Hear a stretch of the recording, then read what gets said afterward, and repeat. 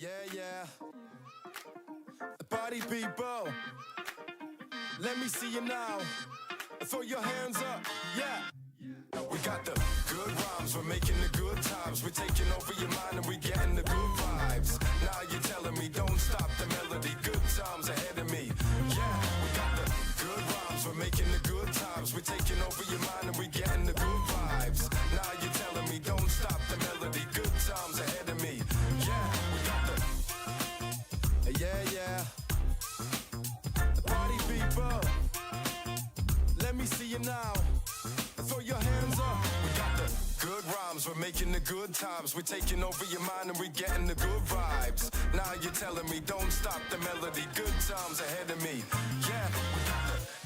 We got the good rhymes, we're making the good times. We're taking over your mind and we're getting the good vibes. Now you're telling me don't stop the melody. Good times ahead of me.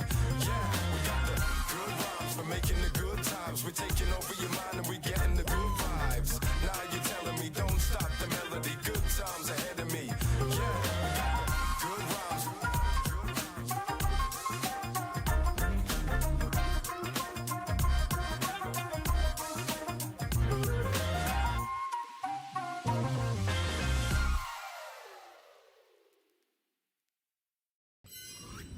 Hello, everyone, and welcome to today's live stream. My name is Bacon Bears. If you are new here, and this channel is called That's My Opinion.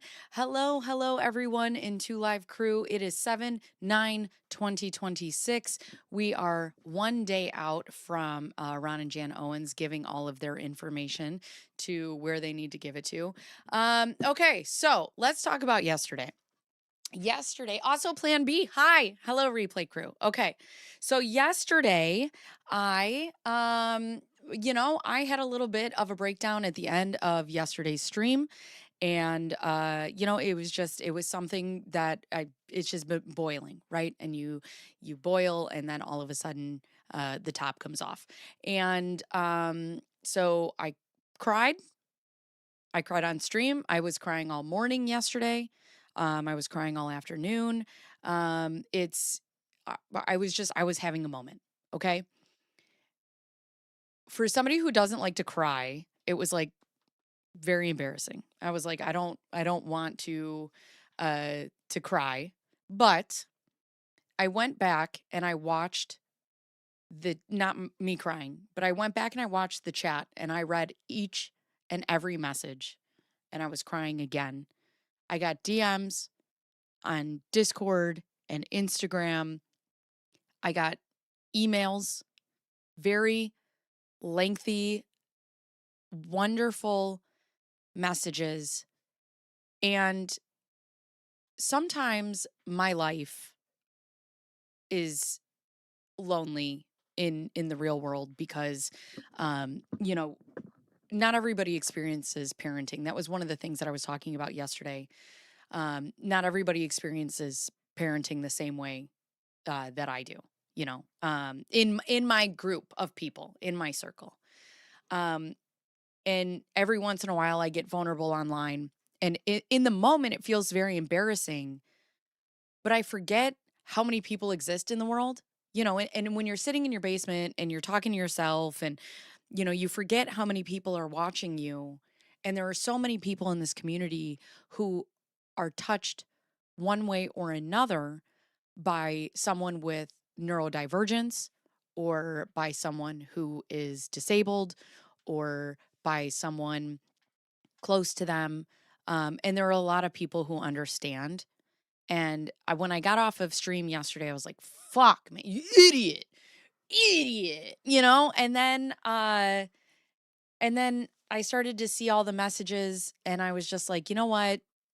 I'm so glad that happened, and I'm so glad that I got to hear other people's stories and other people's experiences. And it's a really beautiful feeling. Also, somebody had said in the chat yesterday, I'm glad that you feel safe enough to do this with us, to talk about these things with us. And I do. So I want to say thank you for that. This morning I got up, everything was going well. I'm like, you know what? We're not going to yell. Last night I took my kids on a mile walk. We reset. We went to bed. We got up this morning. Everything was going well the way that I needed it to go. Moose was up at about 3 a.m., but he went back to sleep. Was getting my daughter's hair stuff. And I had a bunch of stuff in my hands, and I went to go set it down on the table. And I smashed my coffee mug, and half of my coffee spilled everywhere. And my daughter just looked at me, and she was like, and I'm like, it's okay.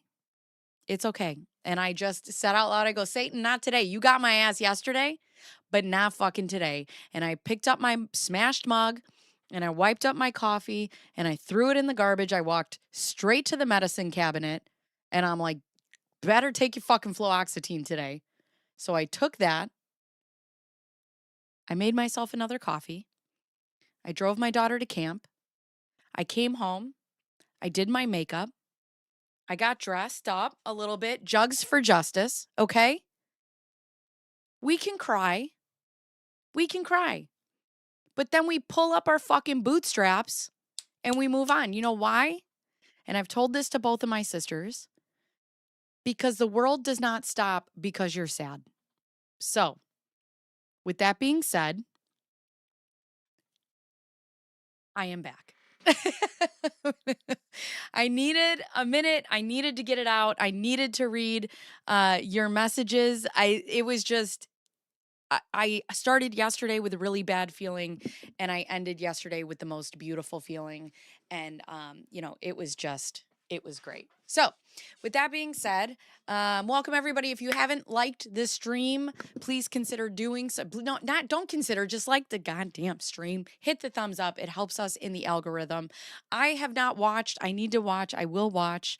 If you guys are not watching Return to Fox Hollow, it is on Hulu. I need to watch that. We talked about that yesterday. I don't know if I'm in it. So if anybody saw it and knows if I'm in it, please let me know. I don't know if they used some of my stuff. Again with the shows starting at my bedtime. Yawning face emoji. Laura, 11 o'clock. What were you doing? Why are you awake? Why are you awake? I already sent him a selfie, RJ. I promise. Yep, I get knocked down, but I get up again. The path is not linear. Of course it's not. No. And that's the thing is grief and just the way things happen, it's just whatever. You're going to get through it. I was raised in a household that you don't cry. And I'm trying not to be that with my daughter. It's after 7 a.m, fake Laura. And I told my daughter, I told her, I was like, you can cry. It's okay to cry. But you can't just sit in it, right? Like you can't just let this sadness take over your life. And you can cry through activities, but every once in a while you just gotta brush it off and, pull yourself together, breathe. It's gotta stop raining eventually, friends. It's gotta fucking stop raining eventually. Also, fake Laura Owens, thank you for that. Thank you for that too. I appreciate you. Let's see. Where was I yesterday? I don't even remember what page I was on. I know I'm on the written declaration, but I didn't write down where we were. All I did was get pregnant by the fucking Bachelor. I love it. I love it. I was always told if you want to cry, I'll give you something to cry about. Yes. Yes.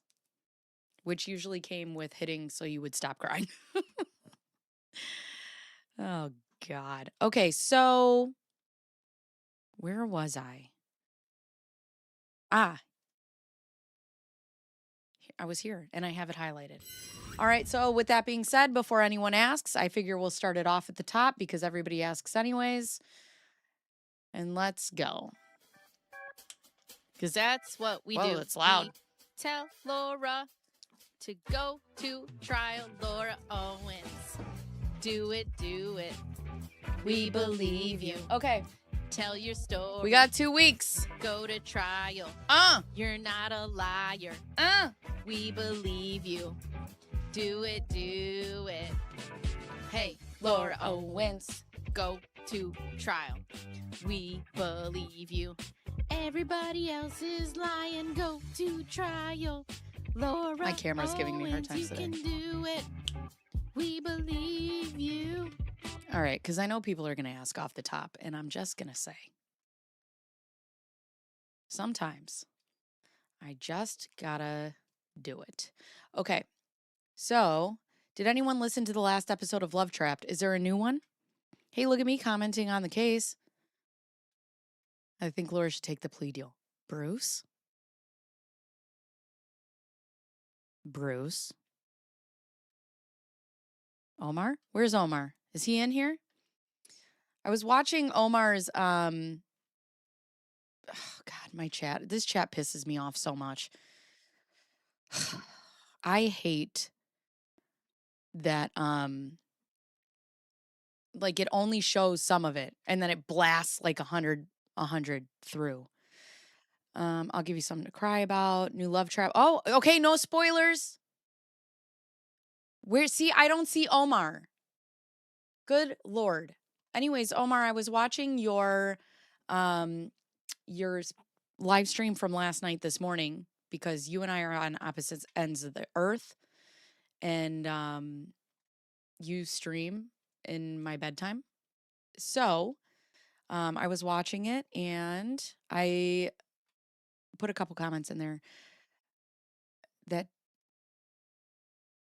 Tandy, what is that? Who's talking about Omar?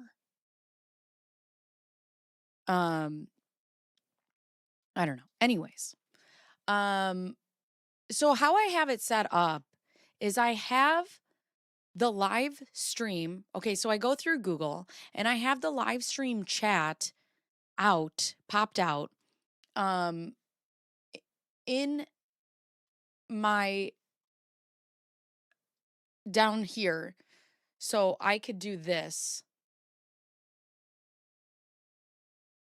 If you have to put the cream on your what? Omar. What are we talking about? Oh my God. Okay, anyways. So it's a really good computer brand. I have a good computer. Ugh. How I have it set up though is I have the chat. So I have this like Google widget thing that allows me to do like this and pull it up because I don't use StreamYard. And then I don't know. Yeah, I want to see the terabytes. Somebody give me the terabitties. I want to see them. Anyways, okay. So we are reading Omar's request or response to the request to the renewal of the plea deal. And if Omar is in the chat, he'll enjoy that we also use this music for him. Omar, we thoroughly enjoy your very well thought out, well put together, linear, just I would print this out if it wouldn't waste paper and roll on it like I would roll on a bed of cash. That's how good it is. And I love it so much. And I love We are looking at the terabitties right now. Listen. Jugs for justice, okay? This was my least favorite of all the pleadings in the case. No. It's so good. We were talking about it yesterday and I'm like, I talk about Gingras and I talk about Laura and like how everybody is just so like verbose and they use these adjectives and they use all these flowery language because they don't have anything of value. And I'm just like, when I was reading this, we were just like, oh my God, it's so good. It's so good. So now when we read your motions, we also add this.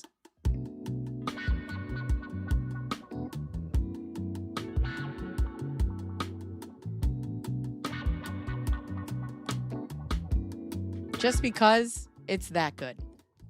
So anyways, yesterday we found out, hey, get out your candles, ladies. Let's go. I love how Omar says yikes, and we know he's blushing behind the screen, but also he's like, all right.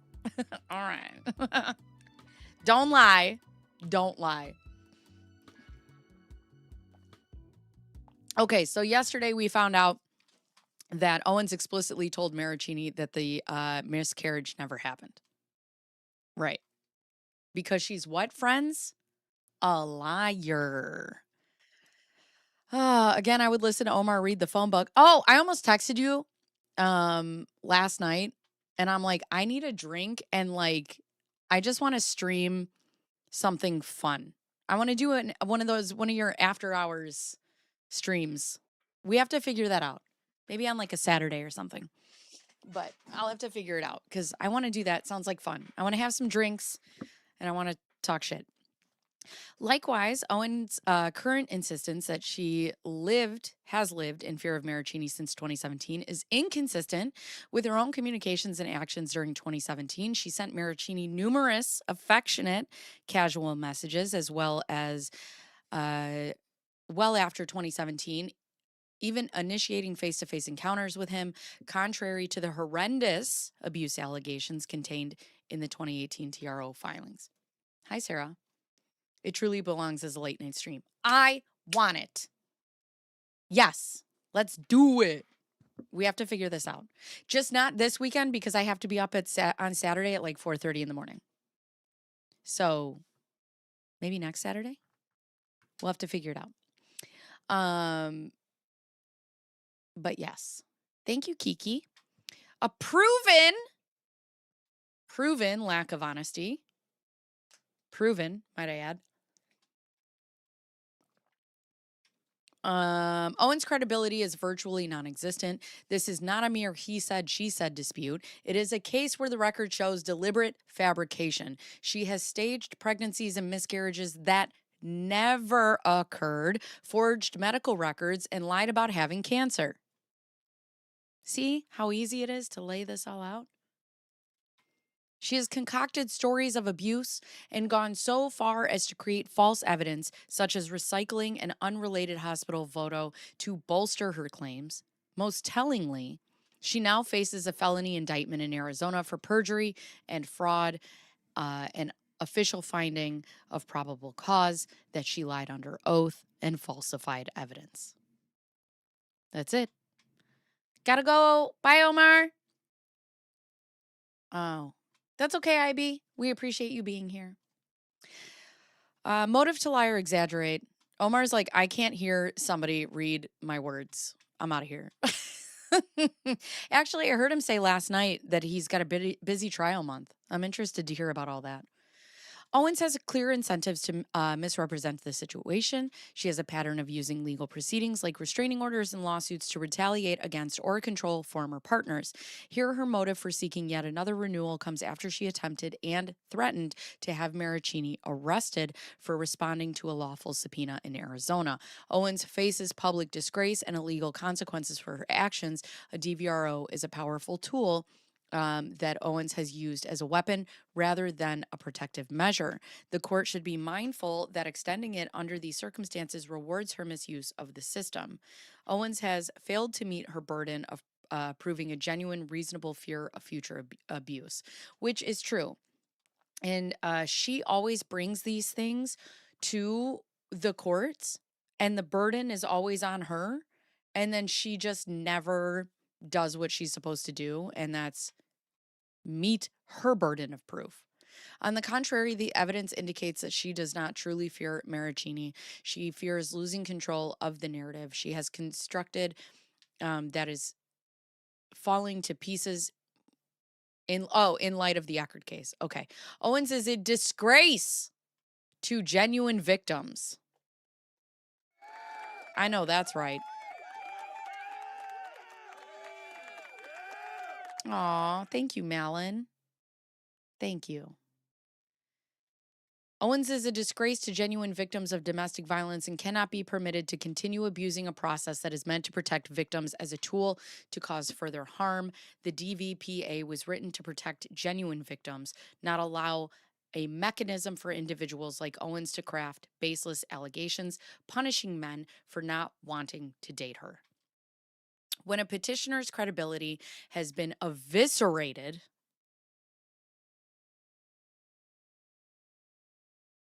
one of these, eviscerated as thoroughly as Miss Owens's has, the court cannot find her purported fear objectively reasonable. Owens points out no new incidents or threats in 5 years since the DVRO was last renewed. Marraccini has scrupulously complied with the order. Owens's case for the renewal thus rests entirely on recycled allegations from the past, allegations that are demonstrably false, and Marraccini's compliance with a legally issued subpoena and a forensic investigation of his communications with Laura, inspired by Owens's continued defamation of his character through her public identity as a fake, underlined, bold letters, victim. With no misconduct by Marraccini and with Owens's credibility in ruins, there is no legitimate basis to continue the restraining order. There is, however, underlined, a legitimate basis to refer Miss Owens for criminal prosecution in the state of California. Will we get it? Will we get it? Because we know we want it. Finally, the court should consider the broader policy implications. The Domestic Violence Prevention Act's noble purpose is to protect true victims of abuse. What in the... It's a halter top. God bless. What in the BDSM? It's a halter top. It's very cute, very comfy.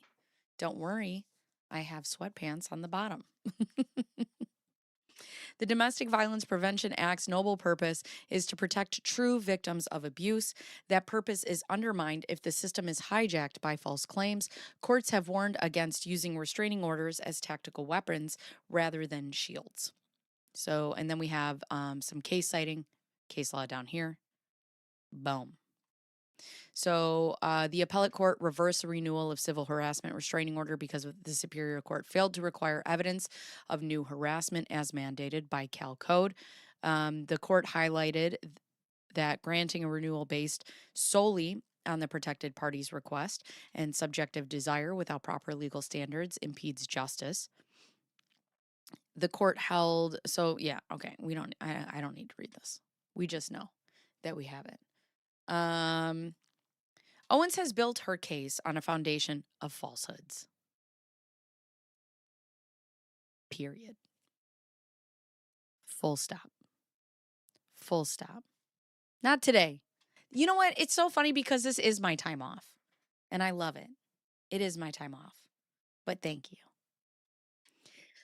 She lied about being pregnant with Marraccini's children. She lied about suffering miscarriages and undergoing escalating emergency medical procedures that never actually occurred. She lied about having cancer and crafted fake doctor's notes telling Marraccini to be supportive of her.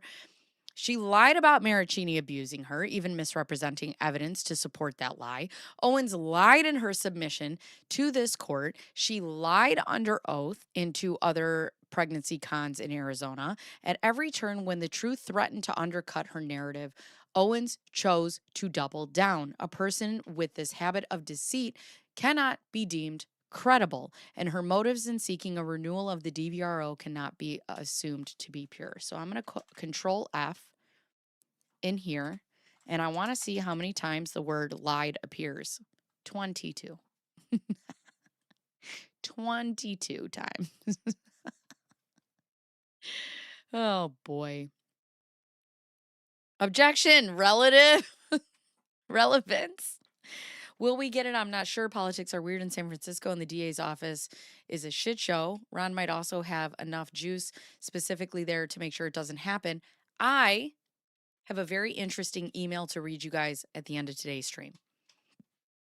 I got an email from a very, very credible source. They sent me multiple pieces of identifying information. It is in fact credible. We will read. they said I could read it on stream. So we will read. Girl, the tea. The tea gets hotter and hotter. The court must carefully consider whether justice prevails by imposing severe restraints on Marraccini's liberty, potentially permanently under these circumstances. Owens has not been subjected to any abuse by Marraccini. The evidence indicates that Owens is the instigator of conflicts and that she is committed to tormenting Marraccini for the rest of his life. Her bid to renew the restraining order is not a plea for protection born of genuine fear. It appears to be a ploy for vindication and continued leverage. Yes. For the reasons said above, respondent Michael Marraccini respectfully requests that the court denies Owens' request for renewal. Moreover, if the court determines that the original 2018 restraining order was procured through extrinsic fraud, it should be vacated under Code of Civil Procedure. The seriousness of extending or potentially making permanent a DVRO requires strict adherence to due process and fundamental fairness, particularly where substantial evidence shows the underlying order was obtained under false pretenses. Although Marraccini stands ready to address the merits of Owens' allegations, these procedural defects alone provide an independent basis to dissolve the existing order and deny any further extension. In sum, justice requires that this court not countenance, perjury, or reward fabrication. What does countenance mean? Google. Oh. A person's face or expression their face displays. It is a noun. Demeanor. Involves sanctioning, permitting, or giving support to something. I see. You guys, I learn something every day. Every day. Girl, stop flirting with me. All right. Let me get through this page. Is like tolerate. Okay. Let me get through this page. Then I'll read you the email. And then we'll come back to this. Owens has had her day, indeed years, under the protection of an order that was predicated on false claims. That chapter should now close. Marraccini respectfully requests that the court allow the restraining order to expire, restoring his freedom and good name.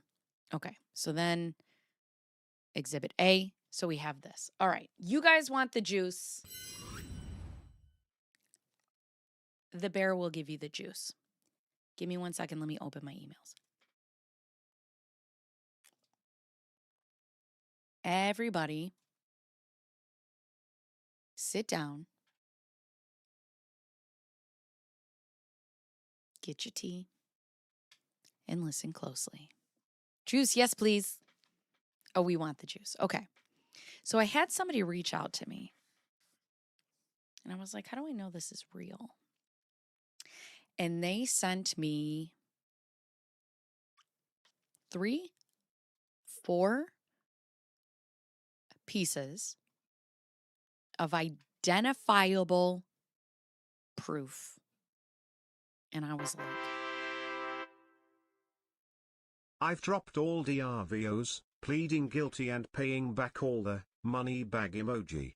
Your top has made me switch teams. Smiling face with hearts emoji. This is all it takes? This is all it takes for you to apologize? Girl. I would have worn this shirt. Well, I didn't have it, but I would have worn a shirt like this.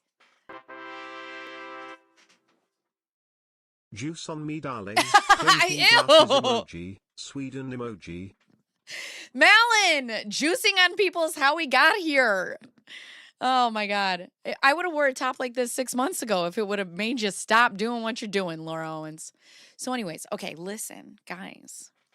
I had someone reach out to me and I was like, they were like, hey, okay, so here. Hi, Bacon. It's me and I have a lot of credible information. First off, big fan. First time, short time. Thanks for the offer. because I said, do you want to talk about it? Do you want to have an interview? And while I don't have an NDA, they love ChatGPT litigation, and I don't have a dumb lawsuit retainer money saved. I've spoke with other creators. And here are my credentials. So then I got verifiable pictures, proof of credentials. However, I have to be very careful about how I word this.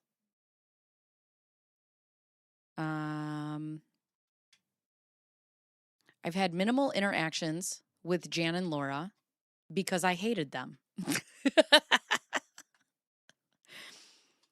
I do know what was going on with Ron's final 3 contracts, why Laura did not have a podcast offer, and how they taped the Nobody Told Me episodes. Beyond that, it's tiny anecdotes with mostly Ron. It is speculated that he is a diva. That is a word being used in here. I didn't say it. I'm saying it now. A diva. The spending habits are wild. And I felt a little bad for him until Tiff basically blew it up that they were already in huge debt for their Seacliff house, which was way before me. And he would have been late 40s, early 50s making those decisions, which means he definitely was a part of the financial juggle. And I can't remember if it was you or Tiff that said he's just really trying to appease the women and roll over, because yes, he has. Admittedly, because he said it was just easier. And this is allegedly for all entertainment purposes only. Anyways, if you have any questions, I can definitely answer. I just don't want to put myself out there. My life is peaceful. Perfect. And then I got some attachments on why they are extremely credible. And I said, through the email, I said, could I use these stories on live without giving any pertinent info about you? If not, that's totally okay. I just want to respect your privacy. This person said, absolutely. If you think anything is good, go for it. I really only have one side, which is Ron's side. And I've tried staying away from the girls. I've never met Laura besides an email, and Jan through phone calls. And Sarah I met personally a few times.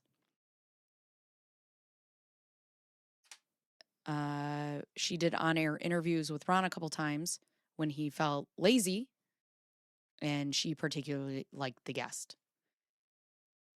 Let me know if you want any more war stories. And that's that. So now I'll go back to...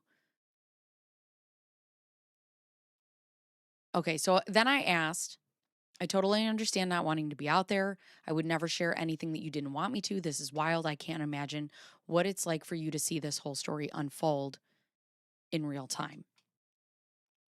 You have no idea how wild this has been. I had a rush of memories come back that I put in the dark closet of my brain.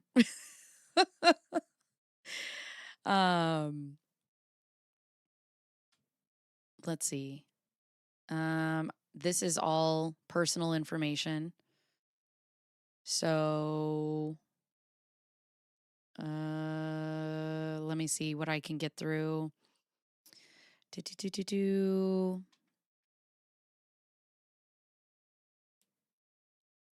Let me see. Hold on. I just want to make sure I'm not reading. Okay. So, this person knew Ron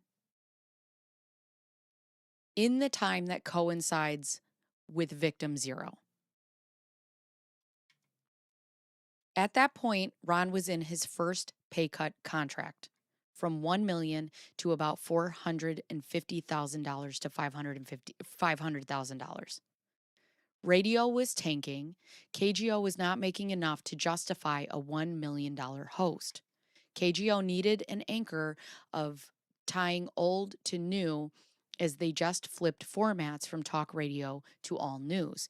And I think it was going to be expensive to fire Ron. Other talk shows would move to weekends only.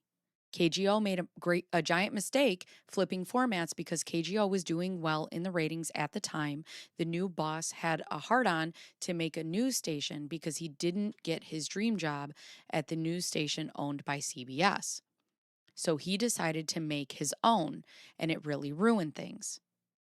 Everyone left, were very bitter. And then they hired a bunch of younger people, and many felt Ron should have stood up to management for everyone else. But as we can see now through all the financials, he was not going to risk a high paying job. He had always offhandedly said Jan and Laura, because Sarah was fully out on her own with a great marketing job, still spent money like he was making $1 million. Now, the reason that I am reading this so slowly is because interwoven is personal information about this person. And so I'm trying to make sure that I am as careful as possible. So these are the quick stories. In 2015, Ron had the brain implant put in for his Parkinson's. He was falling a lot, slurring, and just a smidge of brain fog. And that was the big push. When he came back, it was such a difference. So I will forever recommend that treatment. And in 2026, it has to be even better with medical advancements. In regards to the falls and slurs,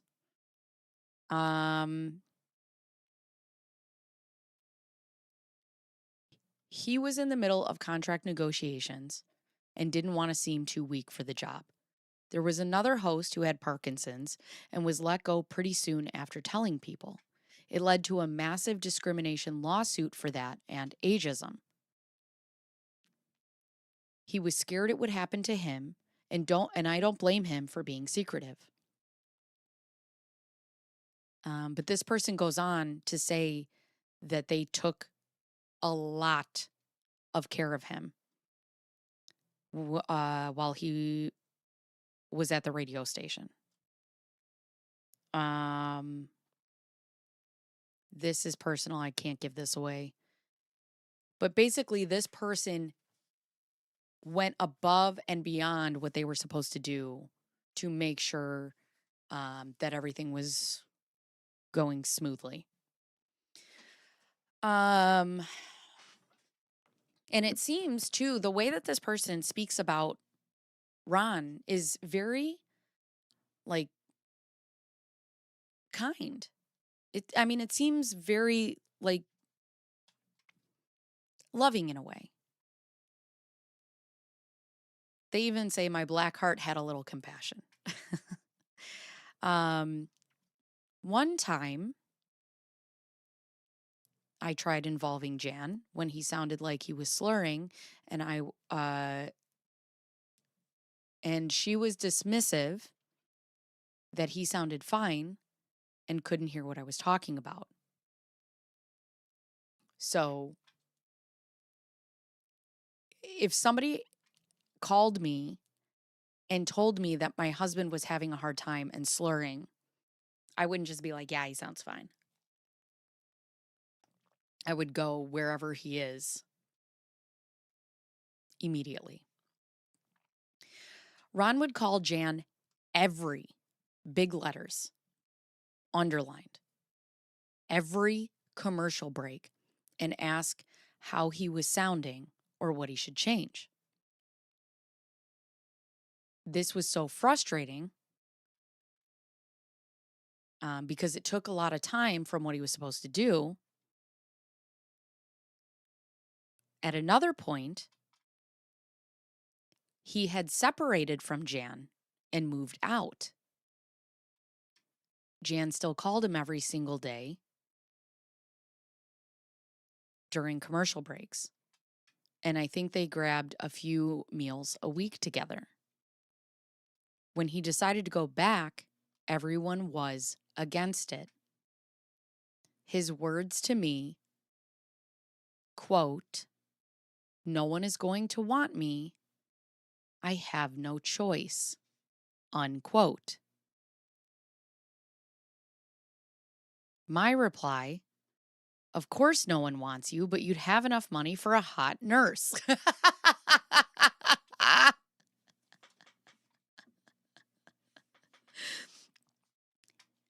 Next story.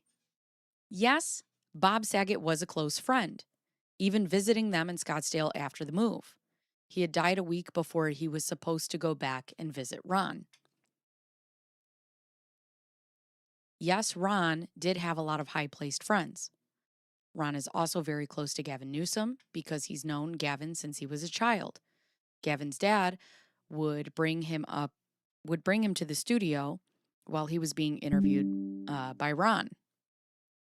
There were moments I wonder if Gavin would step in to stop a CA charge from happening as an old favor. The Friends in High Places had a yearly man dinner in October.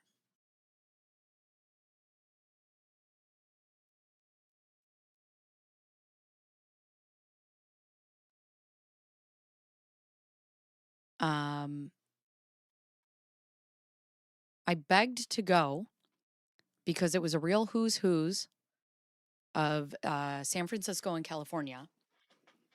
And as I was told that he feels I can hang, if I go, that means Jan would feel she can come. Ron belonged to an expensive social club called The Battery, which had a steep initiation fee. I want to say it was 5 figures, but can't remember. Ron loved throwing his black Amex around for everything.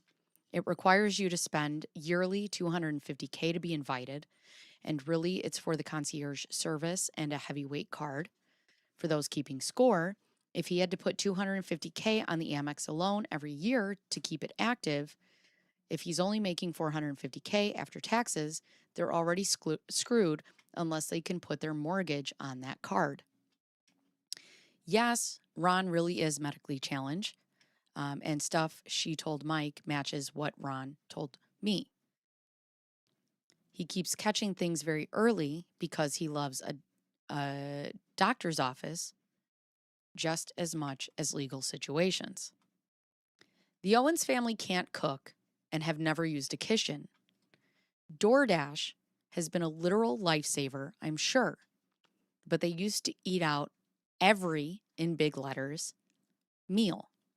Breakfast, lunch, dinner, and with a variety of people. Many times not even together. Ron had his friends, Jan had hers, and the girls had theirs. Ron hated the horses. Didn't go to many shows unless they were local.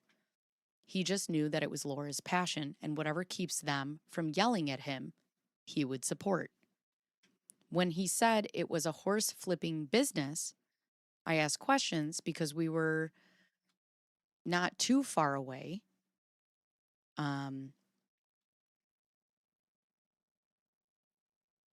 They started asking questions. I don't want to give any timing away. He had no answers and said, that's their thing.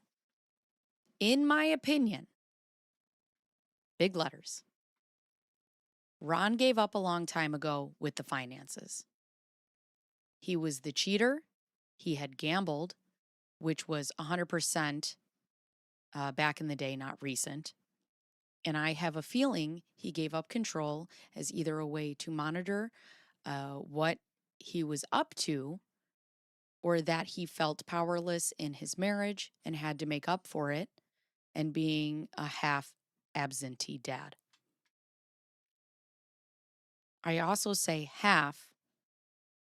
And then this person gives personal information. In regards to Mike and Laura's show, The Money, absolutely not when that was what Ron was making total. The offer may have been $500 a show, at best. David Katz barely dealt with Ron because Ron didn't want to bother him. David gave Ron free agent services as he was David's first client ever. David makes huge money as Elvis Duran's agent and gets a piece of the syndication pie. Well, that part is true. We love eating out. Smiley face emoji. Fake Laura, are you coming on to me? For $2? Because it's working. Let me tell you, I've given away a lot more for a lot less, Fake Laura. So if you don't play with me, girl, because I'll put you to work before 7 a.m. That's for sure. David was also business partners with Stern's agent, so he's probably the number 2 radio agent of all time. What I can't comprehend is how a business manager wasn't recommended by David, who could have been the bad guy with the finances and telling the girls there's no money. I'll leave you with that. That's it. So, that was the email that I got.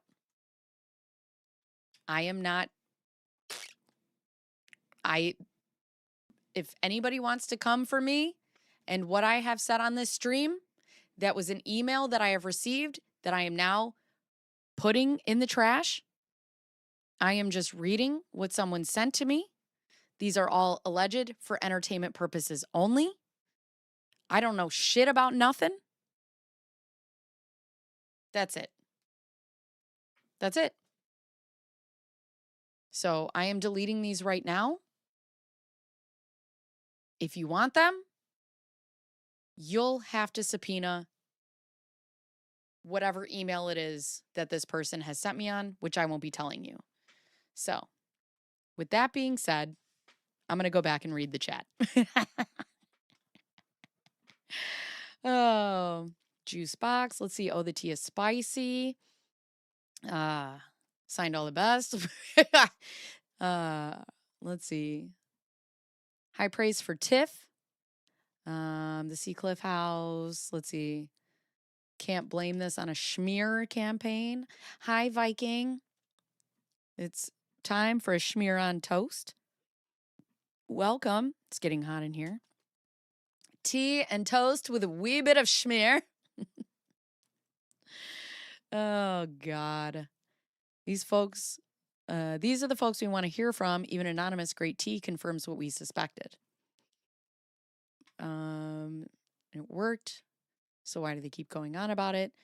Why he's pressing low to sort of take over and be his legacy. Or maybe she wants it. Like, maybe she wants to do that, right? Like, she wants to be the legacy, like her dad's, you know,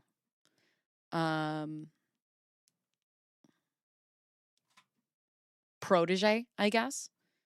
So this is why Jan and Ron always talked on the phone during breaks. Plot is about to poof. Work, family life. I imagine there are plenty of people who enjoyed working or were his friend. If my partner were slurring, I would be rushing him to the hospital. Thank you. Confirms that Jan is the glue for the family. She's a control center. All lies, honey. I'm an amazing caretaker. Look at my daughter. Oh, God. You're my bread and butter, Ron. Oh, God. Spooky Eris. I haven't seen you in a long time. How are you? Wait a second.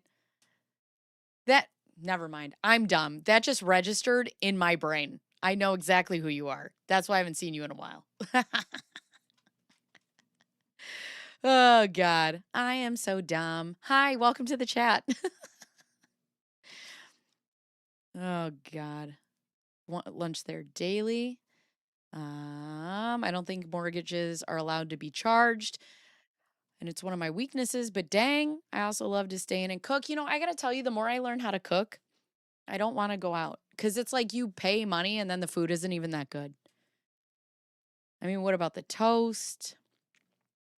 Can't make eggs? I make eggs every day. Love me some eggs. There was zero chance they would have made money like that on a Saturday show or even at the beginning. I want my $2. I want my $2. Memory unlocked. I want my $2. Like the way he says that is so funny. Anyways, that is my uh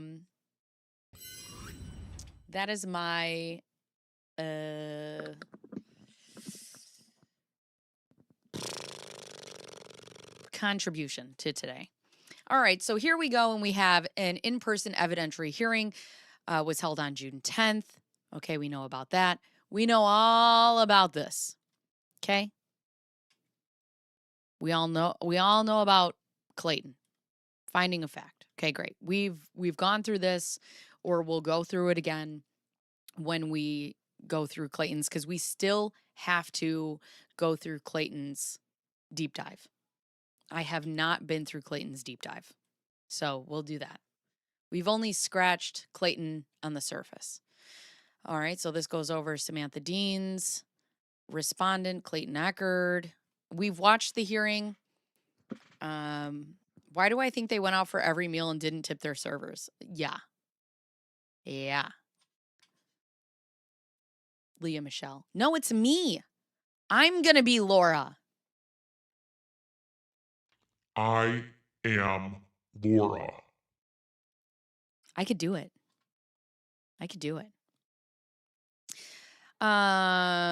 This is what is this? Validity of petitioner's order of protection. So here we go. I have to tell you, nothing gives me the ick more because my mom used to own a restaurant and I used to be a waitress and I was also a bartender. Nothing gives me the ick more that when I'm sitting at a table and somebody treats service staff like shit. I've been on dates before where men have like tried to assert their dominance on the date by treating service staff by like shit. I can remember 2 of them. You're never going to see me again. Ever. Ugh. Okay. So then that's Sir Eckerd. So Exhibit B is...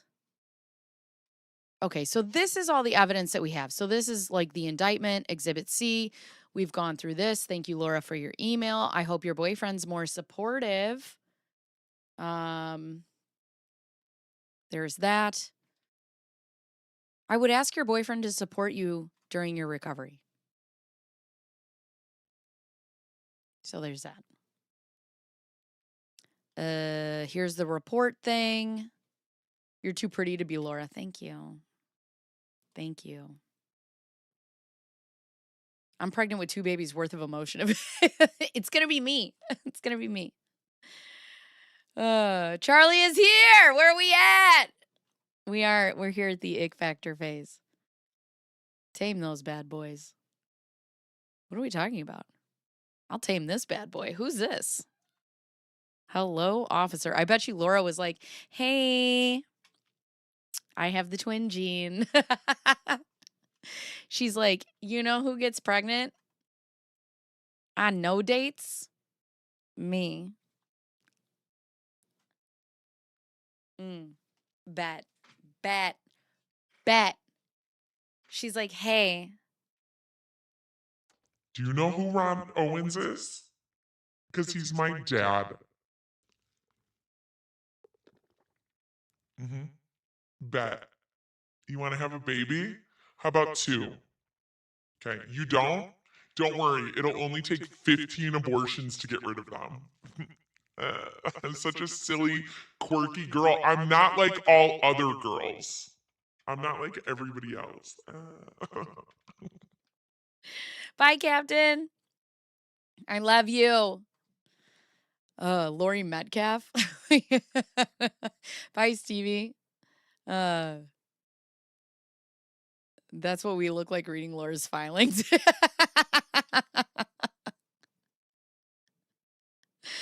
Ow, Charlie. Thank you, Charlie. I want my friends gonna do, you know what I'm saying? You know what I'm saying? Oh, not returning a shopping cart. I only had to do that once because my son was running in the parking lot. And I was like, I don't fucking care. I gotta go. Right. The guy looking into our souls. This poor gentleman. Laura's like, hey. Hey. You into girls who got multiple restraining orders? Huh? I'm just a silly, quirky girl. Ah! Jump scare. Ah. Oh, hello. Sorry, officer. Oh. Okay, so then we have this. After this, how are you going to look at this handsome little man? How are you going to put this? Ugh. Ugh, girl. Girl. Ease me into it, Omar. Oh. I answered all your questions today, and I've asked you to get help. I told you to prove it with actions, blah, blah, blah. I'm going to check myself on. I just said that. Going to check myself in. I'm on my way. Okay, great. This is my first appointment. I'm really worried you're upset with me. Text message, text message, text message. Question mark! So many question marks. Okay, we've read all of these. And then we have the source files. Please, I don't feel like I can do this right now because I've clearly pissed you off. I want to check myself out now. I've fucked everything up. Please say something. I cannot focus at all. I don't understand why what I said didn't mean anything to you. I want to be this great partner, and it all seems to do is frustrate you, and I don't get why.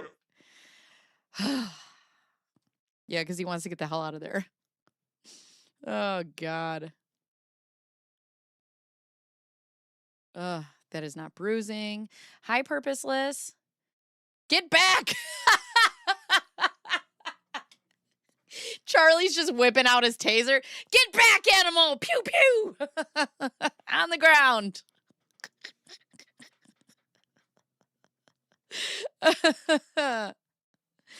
Oh, my God. Hold me like I'm pregnant, officer. Do this. Was this before or after Iceland? I don't know. I don't know. Ugh. More question marks. I just need to. Oh, my God. Question mark! I need to check myself out. I can't do this. Please, I want to stay and get better, but I just feel like I have screwed everything up. Please, please, are you okay? Question mark! So dramatic. Should I text Stephanie? Mike! Hello? Good God. And then just crickets. In time. Have we read these? We haven't read these.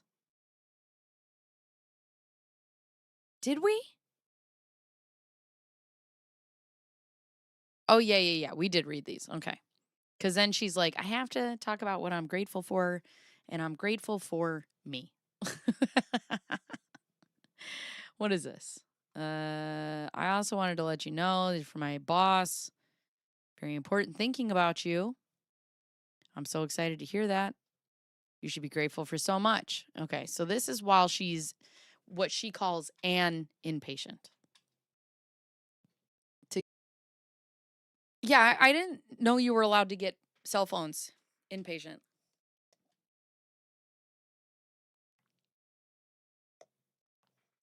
I'll see you later and we can cuddle. I'm so sad. The best part about your show. I can go write 2 restraining orders, 3 bad Google reviews and a poor Yelp comment. And you're still funny.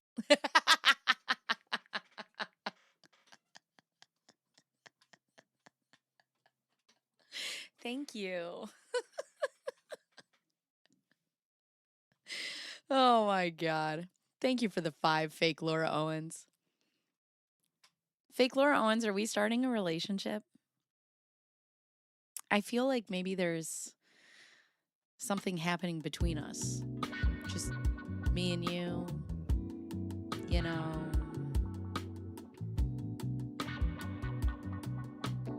It's a distance. It's a longing that we can keep between each other with the DVRO or 5. Oh, God. All right, put a 1 in the chat if you want me to read these again. I'll wait. Hey! Why do you flash that picture up? I'm eating! I'm sorry, after hours. No cell phones allowed. My loved one has been 5150. So do we think... Bacon, fake Laura Owens fanfic. Oh my God. That's so funny. All right. You guys want to hear it? Whatever. I'll read it again. We'll just read it. So this is while she's an inpatient. And I will... Inpatient. We do like this. Ugh. Ugh. Ugh. Ugh. What is it we're deciding? Do you want me to read these text messages again? What are we putting in? Put a 1. Am I muted? I'm not muted. You're muted. Hello? Put a 1 in the chat if you want me to read these again. Whatever. I'll just go through them. All right. I need horror music. Horror music or silly music? Quirky? I need a palate cleanser. I am your palate cleanser.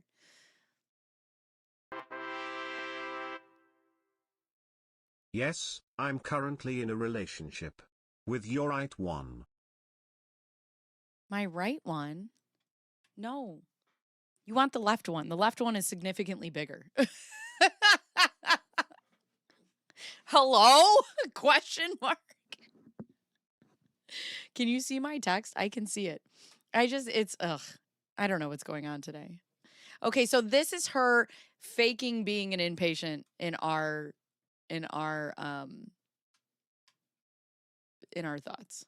Pee break first, please. I don't have to pee yet. You go pee. Take me with you. All right, we need silly quirky here. Let's go goofy. I need like goofy staccato. I need like a little do do do do do do do do do do do do.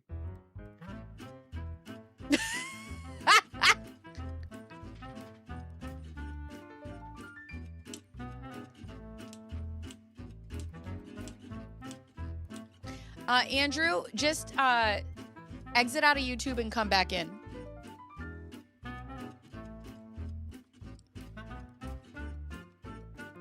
All right, here we go. Putting on the rinse. All right, everybody. Low is maybe an inpatient. We don't know. I've answered all your questions today, and I've asked you to get help. I told you to prove it with actions. I'm not going to keep taking more questions until I see you do something for me. I'm tired of doing your merry-go-round and want you to get help.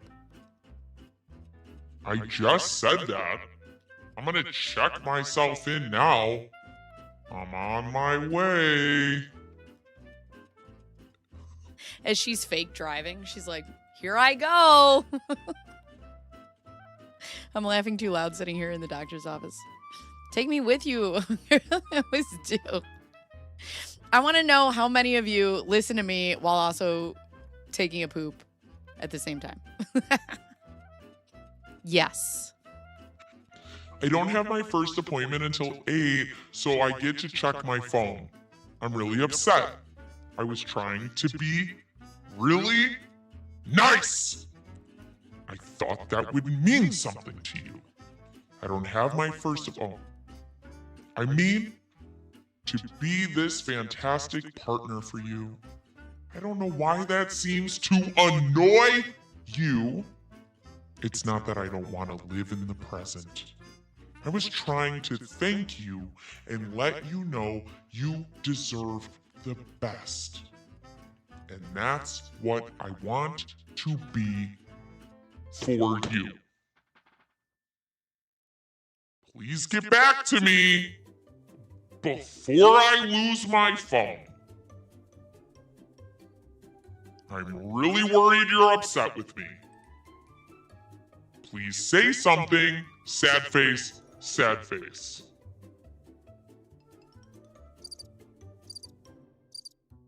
I begged for my phone back after the first session. Please get back to me. I can't focus. Please. My next session is at 10, and now I'm really worried you're not getting back. I won't get to check my phone again. Question mark! You know what my daughter told me the other day? She goes, when you were streaming, I heard you screaming. And I go, yes. She goes, what were you yelling about? I go,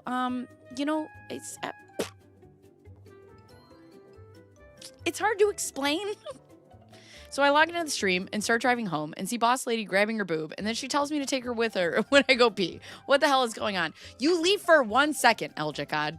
You leave for 1 second. See? You leave me unattended. You don't have your shot collar on me today, son.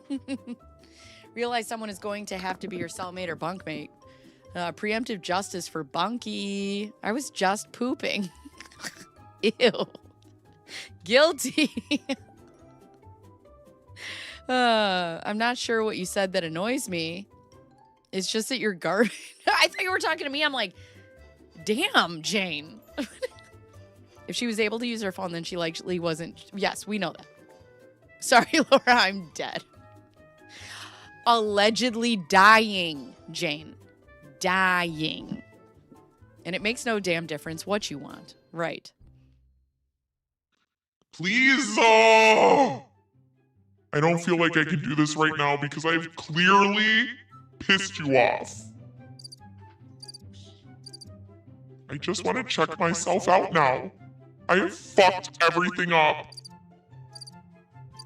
Please say something. I cannot focus at all, and I don't understand why what I said didn't mean anything to you. I want to be this great partner, and all that seems to do is frustrate you, and I don't get why. Question mark? I just need to check myself out. I can't do this. Please, I want to stay and get better, but I just feel like I've screwed everything up. Please. Please. Are you okay?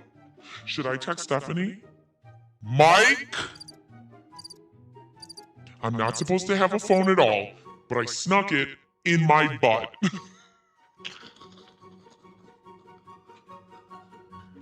I put my phone in my prison pocket.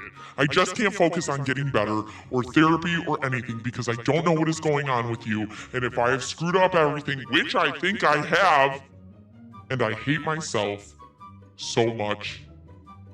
I hate myself for it so much. Hello? I have my phone for a bit. I just finished for the day and I'm feeling better, but I'm extremely worried about you. Okay, I got to check my phone one more. Are you guys fucking serious right now? Are you guys talking about what kind of phone she has? Context bacon. Never. Never. I was in the shower and I missed something important. Actually, I know somebody who texts like this where it's just a stream of consciousness. Oh, God. I want to get better. She ever confirm? Sarah, I'm not sure she's ever confirmed anything.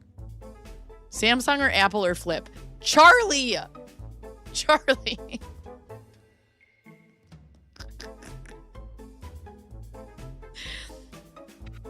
I got to check my phone one more time. I am praying nothing happened to you because you must be dead if you're not responding to me and that your stepdad is getting better, even though I'll use that against you later in a court of law, just so you know. I'm sorry for what I put you through and care about you more than you know. This place is absolute hell, and I will never come back. Please text me as soon as you get this and know how important you and your happiness is to me. I'm learning the tools to make myself happy, and in turn, you make me happy. I'm here at least through tomorrow afternoon, as I don't think I'm ready to go home, even though the 24-hour hold is lifted. The worst part was, I had to hide in the house and couldn't go outside while I was faking all this. I want to know, though, while you were inside, did you wear a straitjacket? Because you're a method actor? Did you just... Right. I'm leaving the place that could help me. Right. Thank you for that 5. I appreciate you, fake Laura Owens. And honestly, I'm going to be really sad when I get through all of this and this is over. I'll never stop loving you. Please text me back as soon as you get this and know how important... Also, after this is over, it is going to be my mission to find out who you are. And I will find out who you are. She's learned a lot in 24 hours. More than me. More than me. I wish my self-awareness came this fast, honestly. Please text me back as soon as you get this and know how important you and your happiness is to me. Even though you tell me what I could do to make you happy, and I do none of those things. I am learning the tools to make myself happy and in turn make you happy. I am here at least through tomorrow afternoon, as I don't think I'm ready to go home, even though the 24-hour hold is lifted, and that I'm going to continue really thorough outpatient treatment in the mornings for a while. Will you please keep up your end of the quote, boyfriend, quote, bargain if I stay here longer? In time. That's the one thing that Mike has said. In time. I don't think Laura is ever going to be over. I will really try. Just please do not resent me forever for the weekend. Just please try not to resent me forever for the weekend. I will work to build your trust up. I care about you more than I can say. And I want to get better so I can better myself and be good to myself and everyone around me, and then we can go step by step the right way. Can we just be partners in that? I'm sorry we have been at each other's throats, and I want to show you I mean it. I will lose my phone soon, so if you could respond, it would mean a lot. And I also have one more thing. But it's never one more thing, honestly. Oh, so many things. I'll call you when I get my phone back. I really wanted to share something with you from today. I forgot to tell you that my therapist is wanting me to set aside time at the end of each day to focus on what I'm grateful for. I am so incredibly thankful for you and your care towards me. It's interesting because one of the things we talked about was quote, love quote. And I put it in quotes because I don't actually know what love is. And how much anxiety I have had about that in our relationship. It really hit me over the head today that just over this past weekend, you showed me the love more than I have ever felt from any guy. It really got me emotional. I feel your feelings for me, and I don't want you to think they went unnoticed. You are so wonderful and appreciated by me, and I promise to show you how lucky and proud I feel to be with you each day. My goal is to each moment with you and appreciate every baby step that eventually leads to big ones. You deserve the world, and I am not just going to try, I am going to give it to you as the great partner you deserve, XOXO. Maybe also you could all of this is I'm going to focus on how I could be everything for you and nothing about herself. You could also just focus on just being a better person for yourself. Okay, exactly. Yet again, she's not learning much because she shouldn't be basing the amount of therapy she gets on how Mike reacts to it. Right. She should be talking about I'm going to try to better myself because I want to be a better person. And it's so obvious. Right. But she doesn't want to. How many sessions is this place running in a day? Oh, God. This reads like an online creative workshop. She is giving me context, all the context. I really hope that went through, because I'm going to lose my phone soon, and it means a lot that you read it, because it might put a smile on your before bed. Seems the drugs are hitting. Also, one more good thing too, but not sure you're getting the. Let me know if you can respond while I still have my phone. And I have something to tell you that you'll be excited about. I also wanted to let you know that we were invited to these, and my boss is very understanding and said we can just start again next week.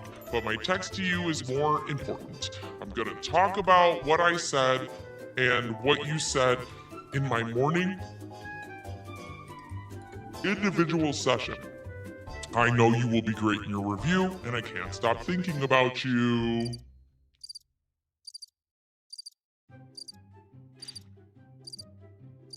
Did you get a chance to read it? I'm at a quick break before my next session.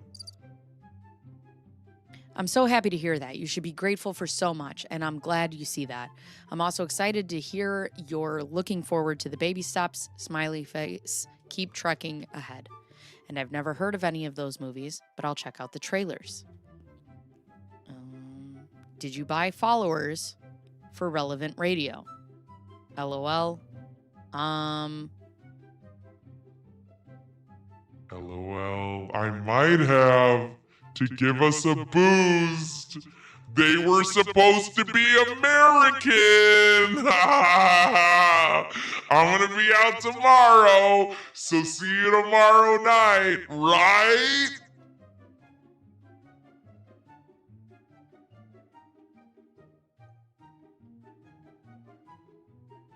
Girl, and you're buying followers? You're buying followers?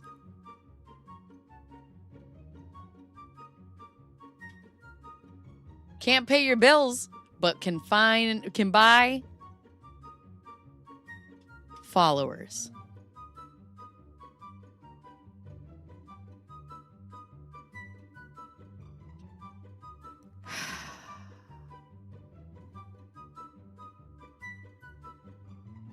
Okay.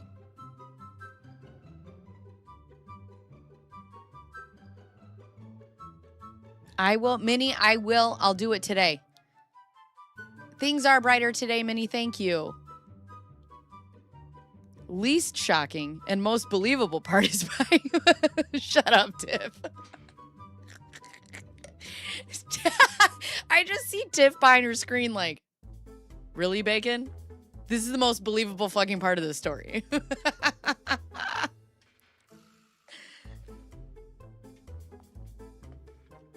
I want to buy followers. How much are followers? Let's see. All of a sudden, you guys see a spike. I have 100,000 followers by tomorrow. Buy followers on YouTube. All right, let's see. What does it take to buy followers? YouTube Storm. Whoop. YouTube Storm. Premium views and subscribers. But that also kills your engagement. These are our deals. #1 growth service. Skyrocket your video rankings. All right. Wow. For $500. $25 for $500. Best value. For $300, I can buy 10,000 fake people.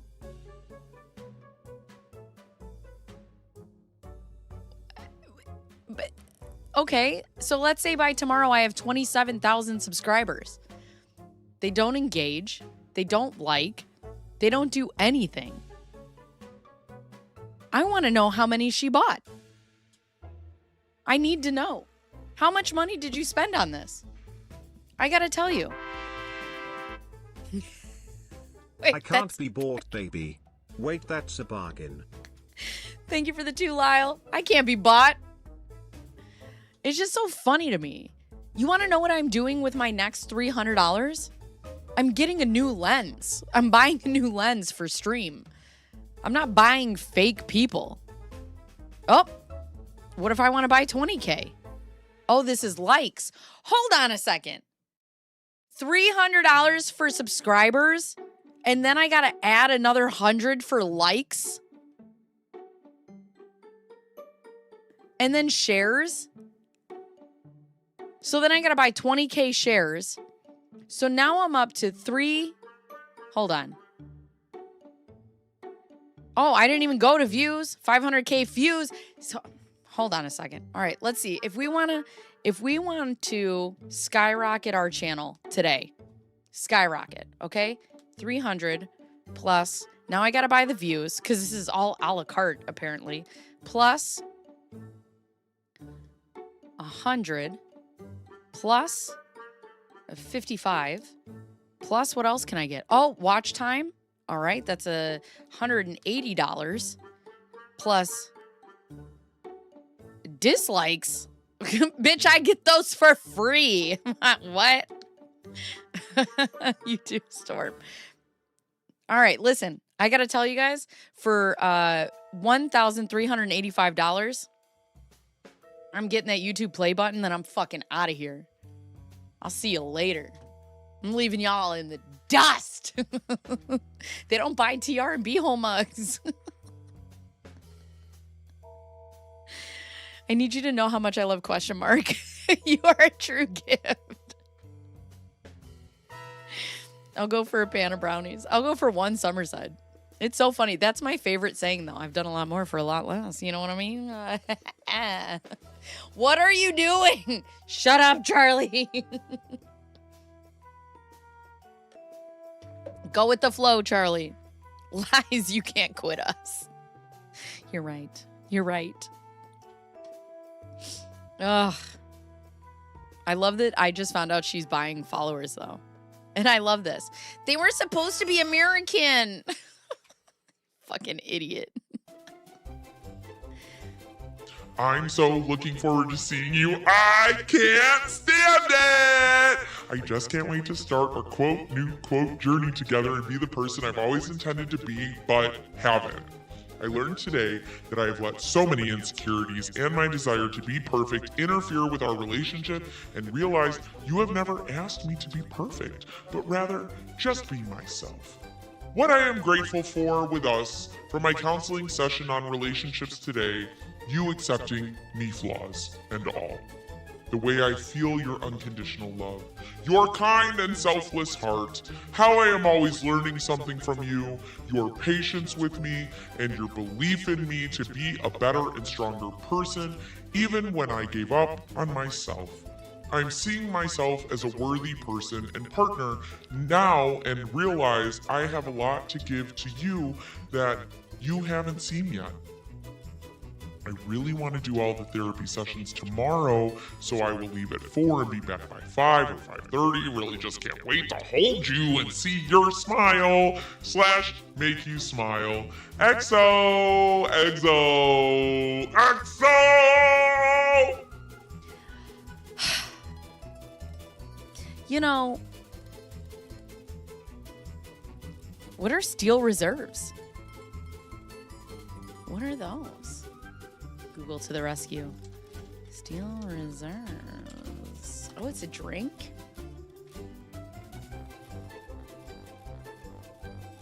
Hey, who wants to play Edward 40 Hands?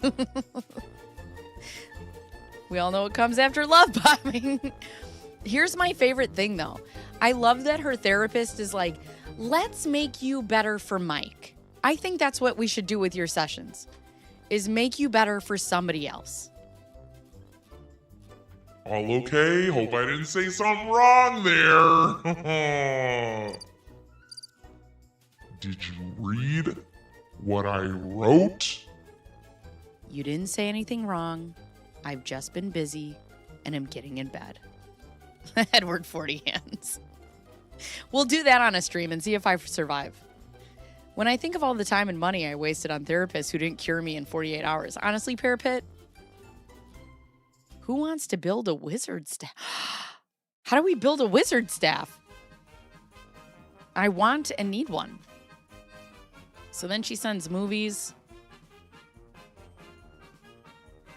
I don't know why, I'm just in like a crazy, quirky mood. I am so sorry it didn't go well. Still proud of you, big guy! And hopefully we can work on the hard radio stuff next week and make big money. Also, I wanted to send these to you. I'm just eating breakfast, but I had a session this morning and it got me thinking. What are things I can do or work on that would make you proud to be with me? I'm going to talk about answers to that in my individual session next, because I have nothing interesting to talk about myself. I'll see you later and we can cuddle, right? I'm so sad.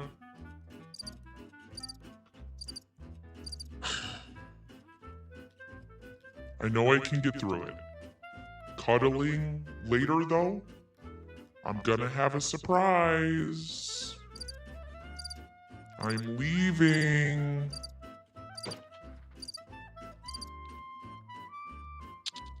So I will see you later when you are home? Is that going to be for dinner? I can pick up takeout for us later. It never ends. It never ends. Oh, God. You stack the empty cans on top of each other. That sounds like so much fun. And tape them together so you can hold them. Ah! I love that. I want to do that. I used to make beer mids and run through them. That's when I used to drink beer. I don't drink beer anymore because it gives me a migraine. And then we'll all go to the mall shop and have the Lady and Tramp vibe. And then, yeah. And then we'll all put straws in. We'll all have a Mad Dog 2020 and have really long swirly straws in them and drink together and look into each other's eyes. It'll be great. It'll be great. Oh, God. Mike should be, hey, could you do me a favor and show these messages to your therapist and report back? Ah, yes. Chicken soup for the soul. Chicken soup. Oop, making it smaller, making it bigger. Thanks to Brad. Brad is our IT daddy. Oh, God. Oh, wait. Does this have the whole thing? Oh, shut up. Wait. Yeah, wait, is it the whole thing? It is! I'm gonna read it. I need sad music. Grabbing our tits moving forward. Why does question mark make me laugh? So wait. Okay, I'm home. Questions. I have thoughts. They're called terabitties now? They're called terabitties moving forward. And why does question mark make me laugh so hard at the traffic stop? The traffic cop stares at me. I don't know. We are calling them terabitties instead of terabytes. Terabitties. Okay, hold on. Ironic sad. I want that one. What's that one? Okay, ready? Sounds like Donnie Darko.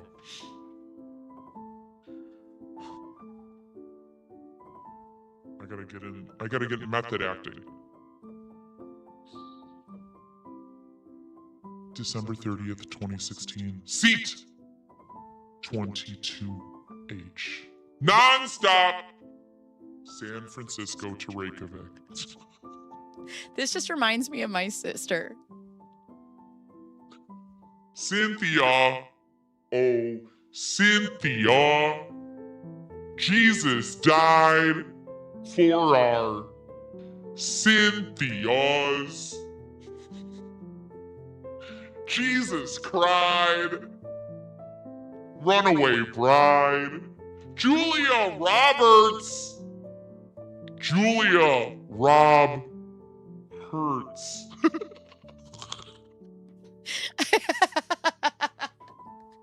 I love when she does that. It's so funny. Copping fuels to our terabitties. I need to be prepared for self-exams. Yes. Okay, wait, I'm back. Non-stop San Francisco to Reykjavik. Despite a delay of more than a dozen hours, the excitement was contagious as the passengers boarded the plane. The flight attendants greeted everyone with a smile and didn't look like they were being paid to give it. I overheard the phrases Blue Lagoon, Northern Lights, and dog sledding repeatedly as they exchanged pleasantries with the travelers. We were all going to the same destination, but I felt worlds away from everyone else on board. My wishes for this trip were much different than my fellow passengers, who were looking forward to making memories on a once-in-a-lifetime vacation. In my case, I hoped that a change of scenery would fix that, would fix what had become not just toxic, but scary. I turned to look at the tall, extremely good-looking man next to me and admonished myself for even thinking of those words about him. I flashed back to our first several months together,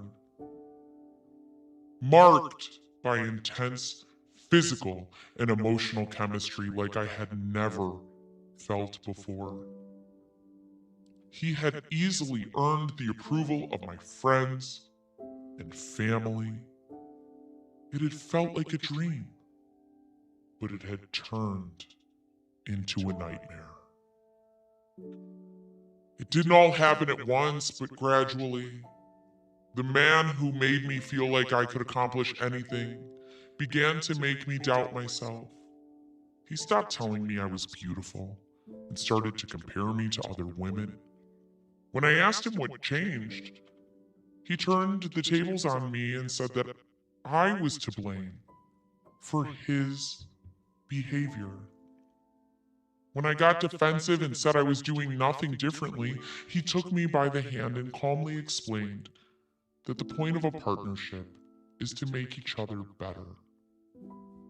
He claimed that if I listened to his suggestions, our relationship would bounce back to when things were good. Unfortunately, the abuse only worsened over time.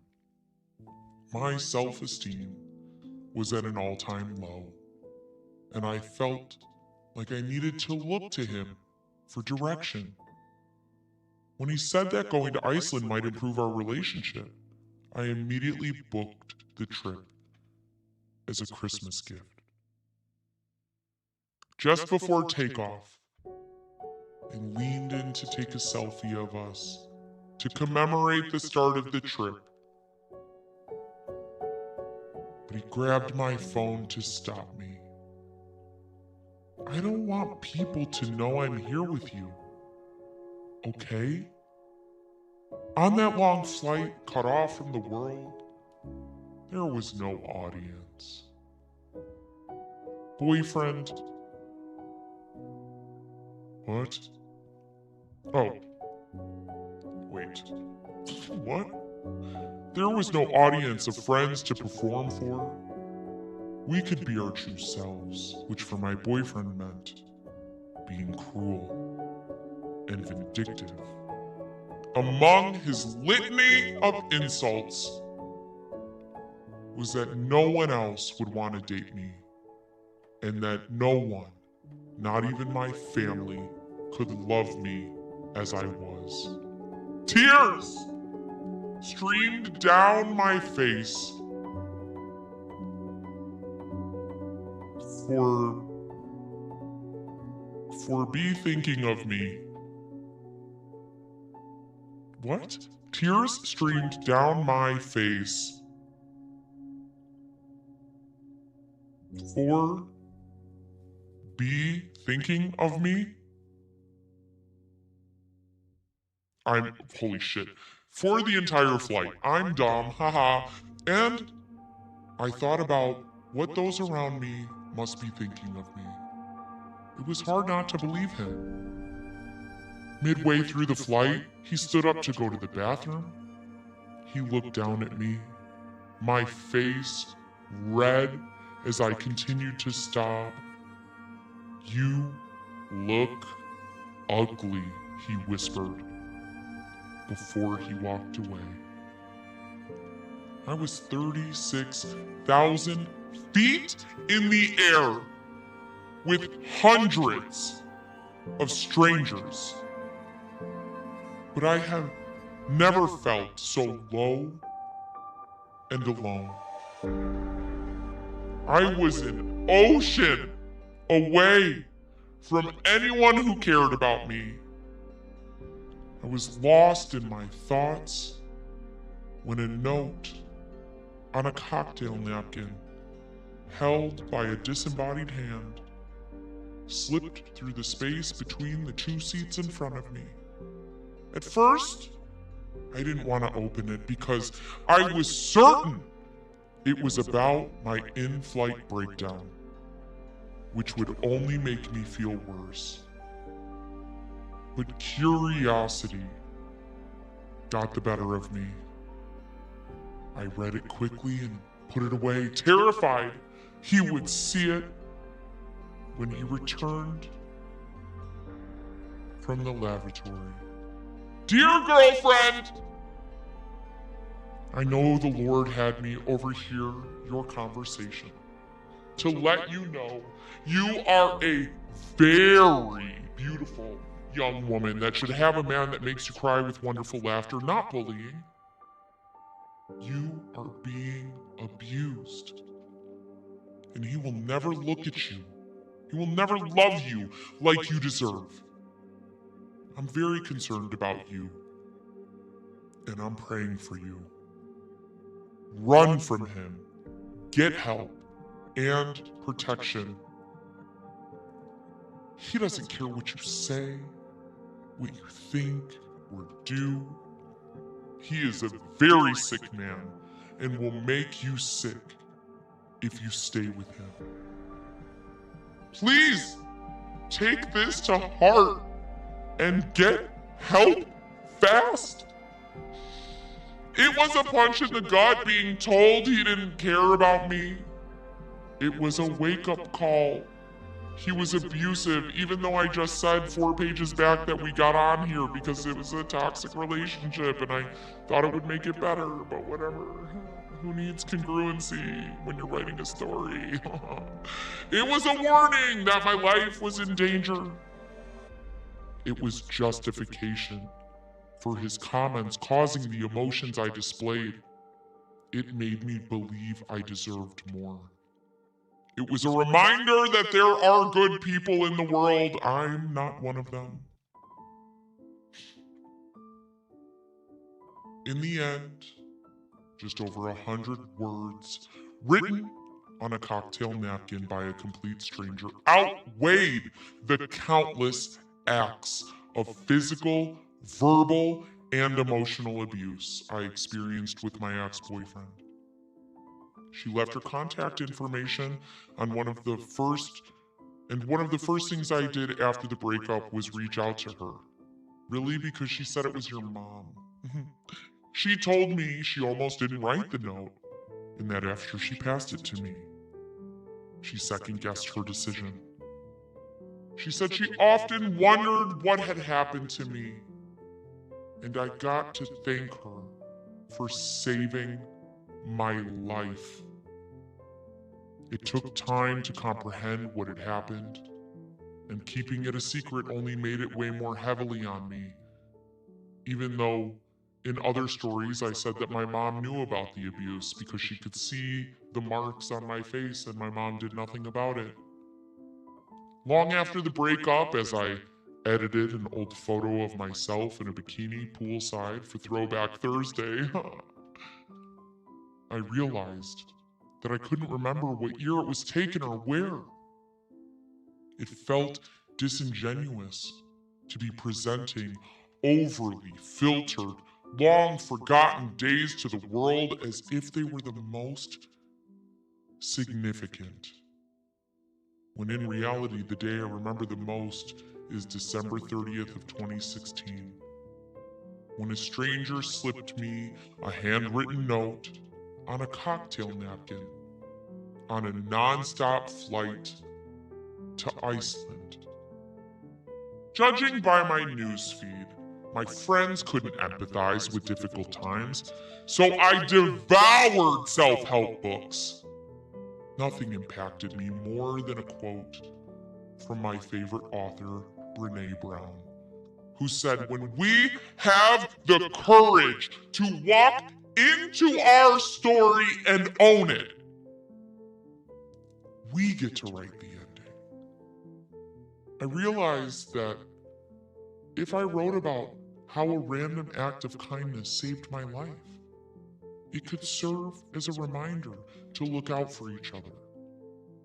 I shared a photo of the note and received dozens of messages from other domestic violence survivors who said that my post gave them the courage to write their own endings. Countless others said it was a reminder to be a good Samaritan. Owning my story ended up being the best decision I ever made. Did it? Did it? I don't know. Debatable. If you ever find yourself sitting in a chair like that woman, a black chair perhaps, I hope you'll have the same courage she did, even if it's uncomfortable. You might feel like you're crazy. You might be out of your comfort zone, but maybe, just maybe, you'll help that person see the light at the end of the tunnel. Maybe you'll end up being the stranger they never knew they needed. Laura Owens.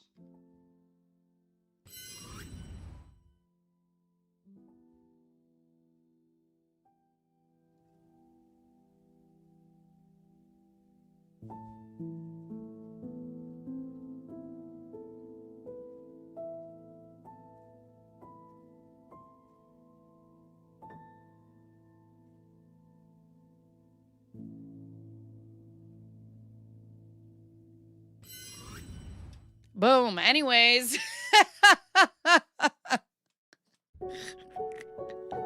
Anyway. All right, I got to get back to the stream here, to the chat. Question mark. Omar with the receipts. Fine.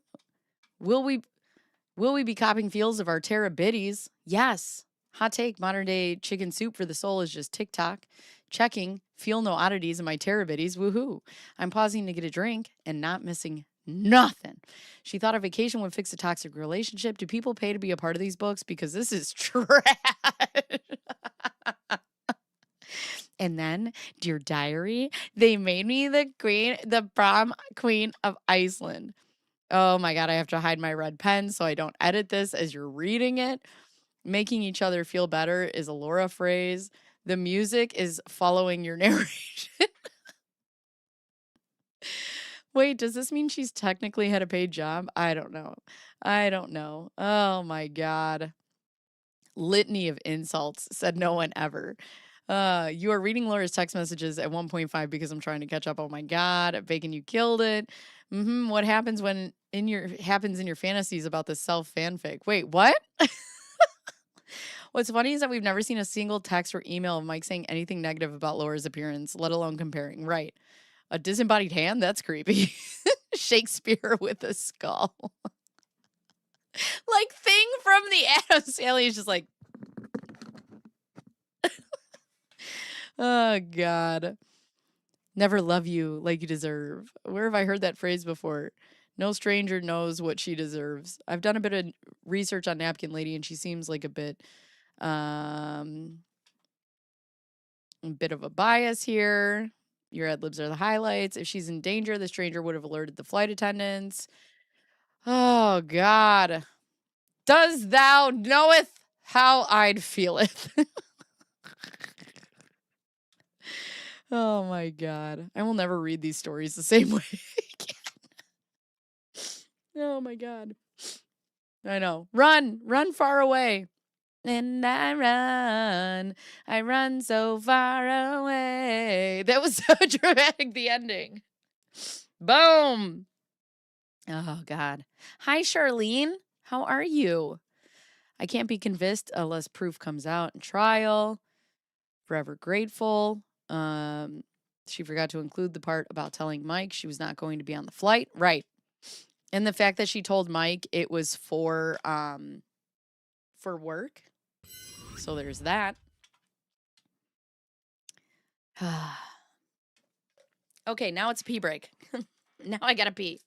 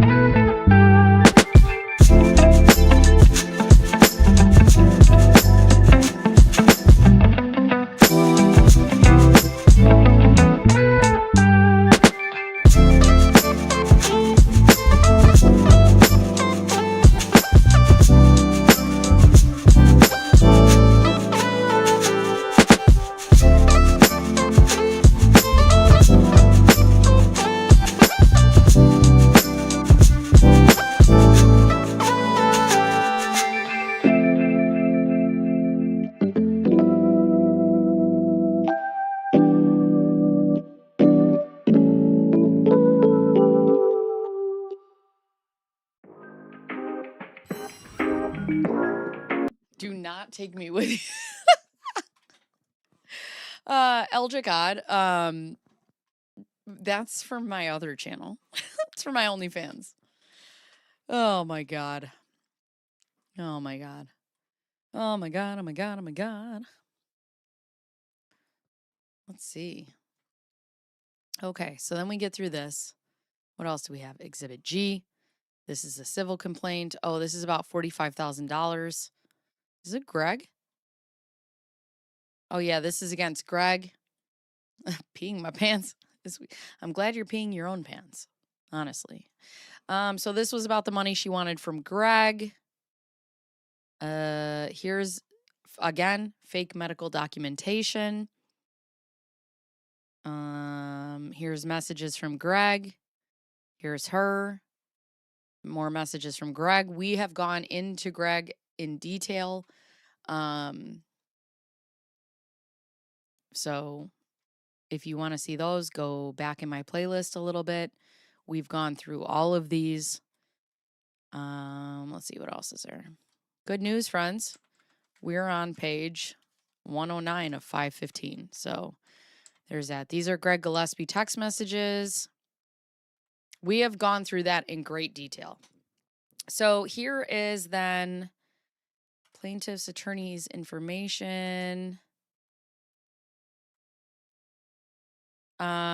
Oh, this is her. Okay. This is Laura versus Greg Gillespie, which we all know about, for abortion. Abortion. Would like a question mark mug or a Terabitties mug. I can make both. I was left unsupervised and have no regrets about what I've done. All right. I have to make a question mark one. I prefer to pee other people's pants, but you you do you. Oh, God. And here's, again, the restraining order. We've gone through that. Okay. So this is just the proof for what she's done. Okay. What's this exhibit? This is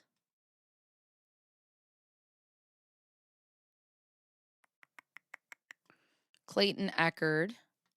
Laura Owen versus Clayton Eckerd. Oh, this is her order of protection against Clayton, which we'll get to. Don't insult them by calling them Biddy. You guys could be the Bacon Biddies. The Itty Bitty Bitty Committee. Exhibit J. They can't sag. They're the last thing I have left. Oh, God.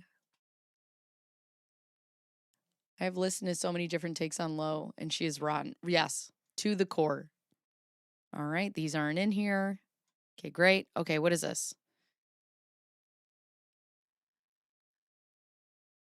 Oh, this is from Mike?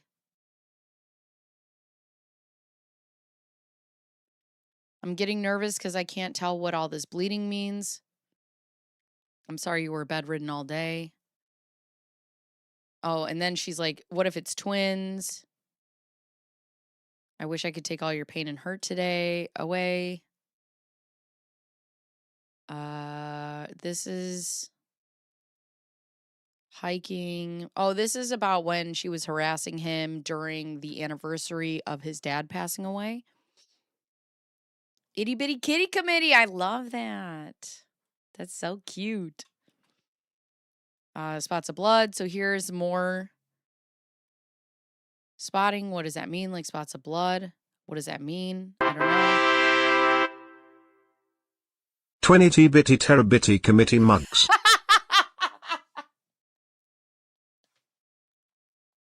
You got it. The people want it. The people get it. Hold on. I have to write this down. Thank you for that too, Lyle. Okay, so here, hold on. So twin, itty, bitty, Tara, bitty, committee, mugs. You guys got it. What the people ask for, the people get. Oh my God. Okay, so this is when she tells him she might be having a miscarriage. And then something about an abortion. I don't get what that means. Like possibly abortion. How does that mean abortion? I don't know. There's a lot. There was a big clot, like a miscarriage. Google. Nothing we can do about it. Laura, you're not having one. Why do you say that? It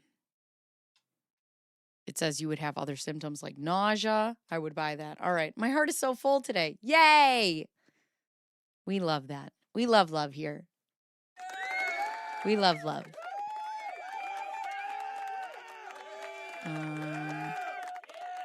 You're probably right. I don't know why I hit a nerve with you. Here's more text messages. Oh, this is when she tells him that not responding is not okay. Oh, and he's like, don't call me. Don't call me. Don't come to my house. And he's like, unless it's a medical emergency. And then she has a medical emergency. You know, we know how that goes. Oh, Jack's here? Did I miss Jack?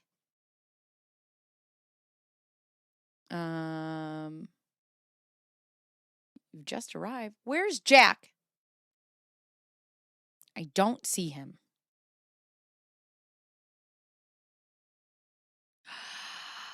This is going to make me so mad.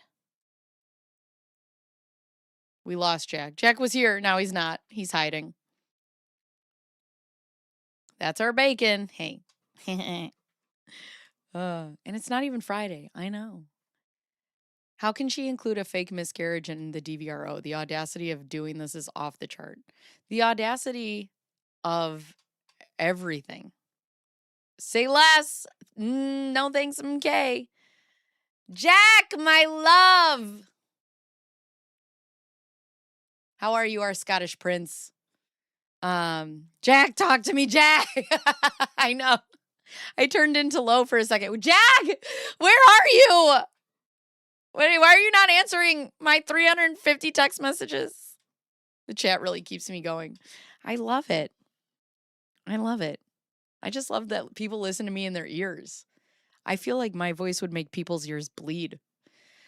Okay, so this is her having a medical emergency about it, or having a medical emergency.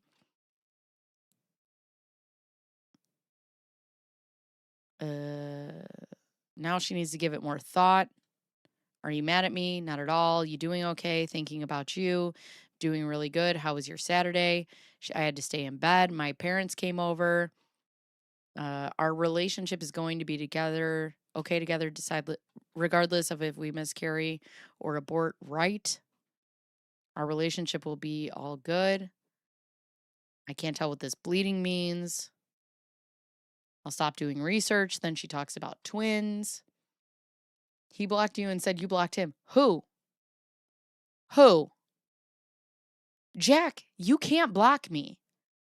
You can't. I have 14 other phone numbers. What do you think? I'm new at this? I'm reading the playbook right now. Good Lord. All right, so here's her drinking while she's allegedly pregnant. Great parenting. You do look good in a white dress. I wish I looked like that in a white dress. Good for you. Good for you. Here's her sister. Here's her. Here's Ron. Again, she's drinking. Ugh. Blocks my DMs. Blocks my... Jack, if you for 1 second think I won't drive to Scotland and show up at your house, I'll never let go. I'll never let go. And yeah, I said fucking drive. Yeah. You know why? Because I live in Laura Owens' universe and I can do whatever I want. So, there's that. I look like hell in a white dress. Oh my God. Can we do an early class? Oh, now she wants to go to Barry's. How do you feel? Now she wants to go to Barry's. She wants to work out. Blah, blah, blah. We've already read these. Sorry, my mom picked me up for the doctor. I took the mifepristone. The only choice is a TRO against Jack. That'll show him you really care. Bacon would have to ask the court for permission to leave the state. So I'm just going to get a TRO against Jack so he has to go to court and continue to talk to me. We're going to be connected forever. Road trip to Scotland. Let's do it. This is her meeting.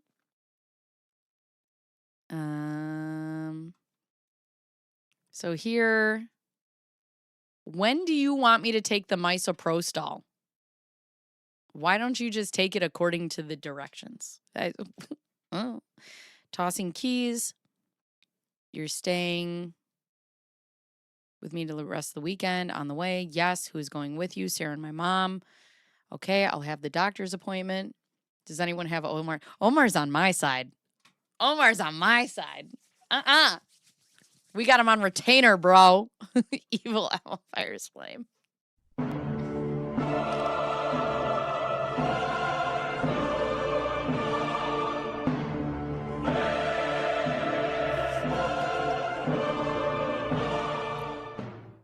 Oh, boy. Okay, I'll come after my meeting. Anything else? We're driving to Scotland? Cool. Jack, I'm pregnant with your word, baby.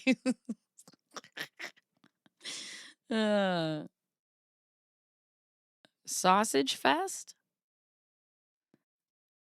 Okay. And then what's this picture of this gentleman? What is this? What is this? What is this?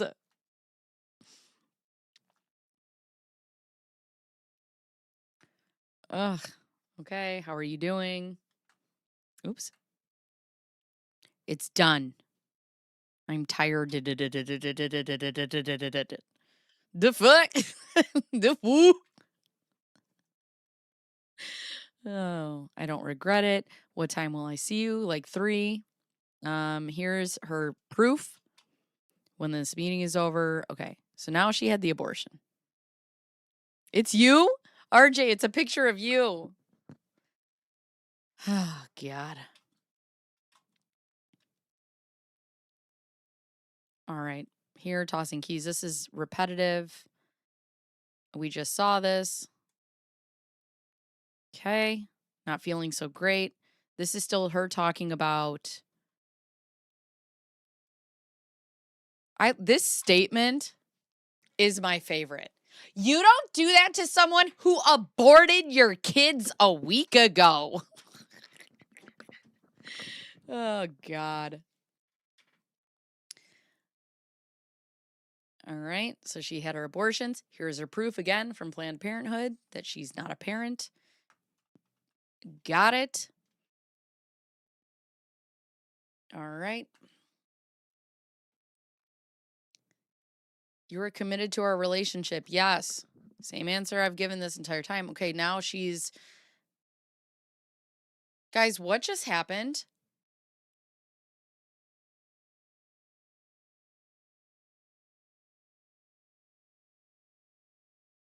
Eljacod or Pike? Am I getting botted right now?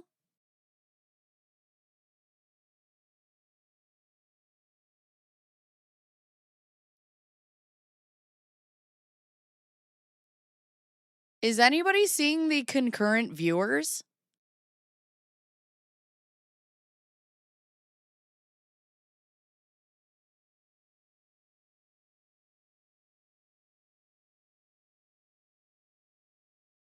You guys don't see the viewers?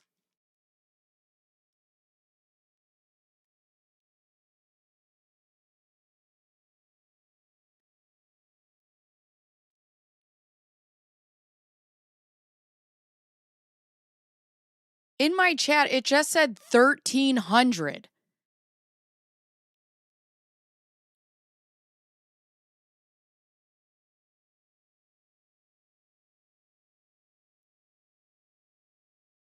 Now it's at 799 on my end. I didn't buy followers, Jen. God damn it. No.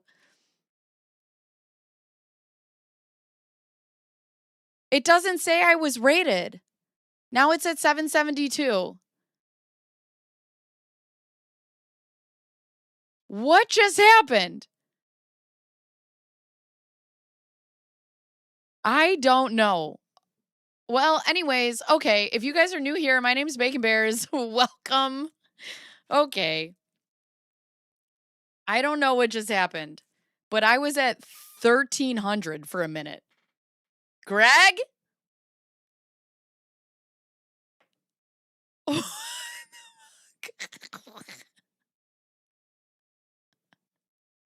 What is going on? I didn't buy any. Laura, what did you do?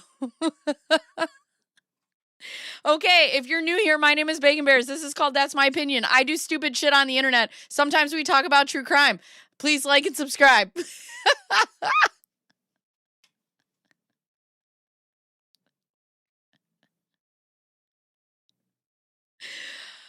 Now I'm at IC 541.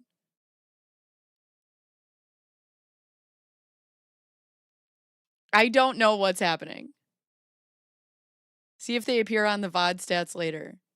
You guys will see 154. In my concurrent viewers up here, I see...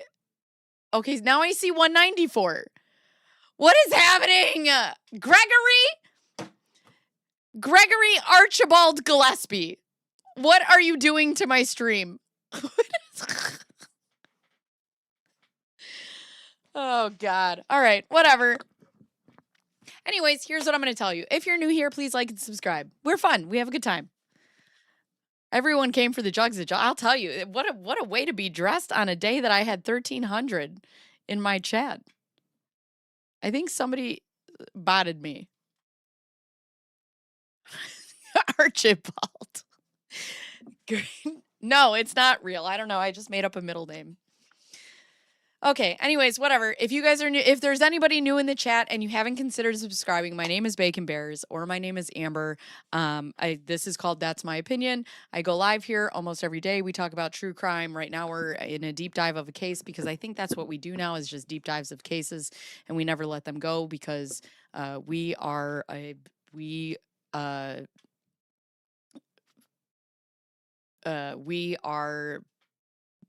deep divers.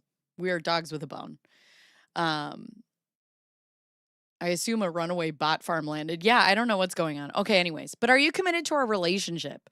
So that's 2 yeses. Okay, we've read these. We've done these deep dives already.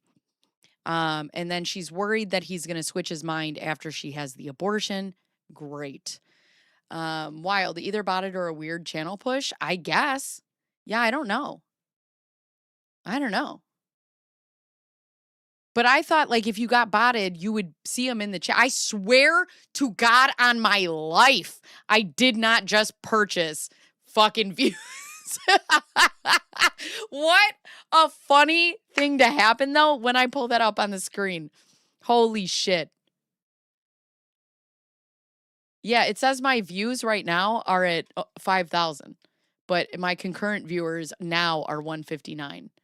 Which is funny because I usually average about 250 people. So I don't know what's going on. But anyways, whatever. Just, we have a good time. Okay, so then we got through these. And she talks, basically what Omar's trying to disprove is the fact that she says that she had an abortion. And now she's claiming that... she's pregnant again, I think. Archibald. That's his new nickname. Or Gregory Archibald Gillespie when we get mad at him. Greg Archibald Gillespie. Well, it was fun while it lasted, whatever it was. Whatever, it's going to give me... You know what's funny is because the more views you get, the more money you make. So this, for later, as the VOD goes on, it'll be a higher paying video. So yay for us.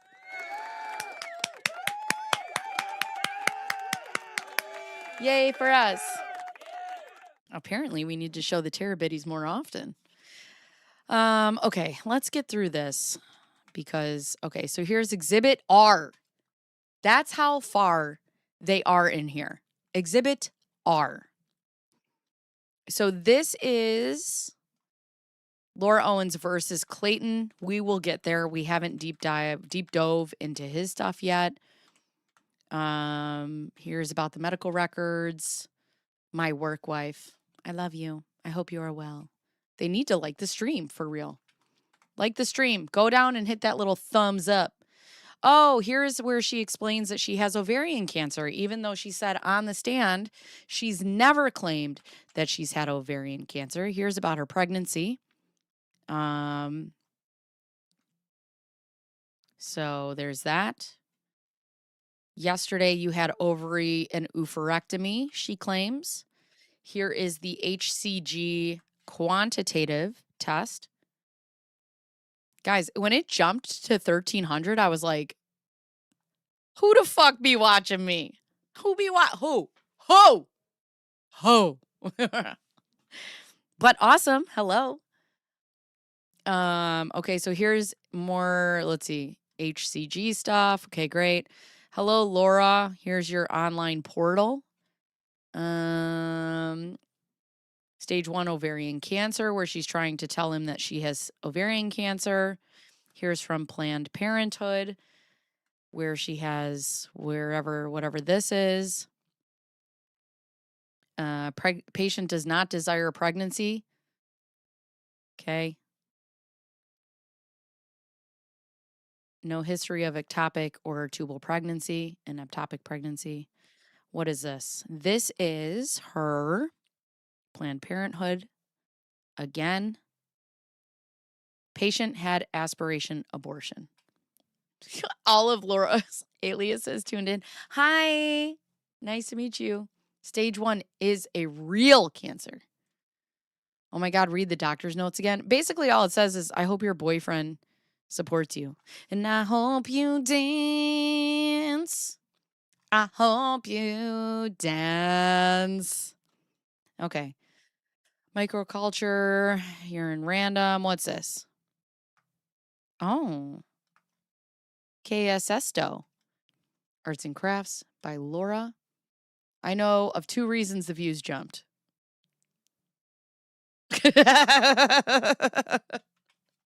It took me 0 time. Good for me. It was my colleagues. And my oncologist never wrote anything about having supportive anything. All right. What is this? Equestrian Rider Report. Let's see.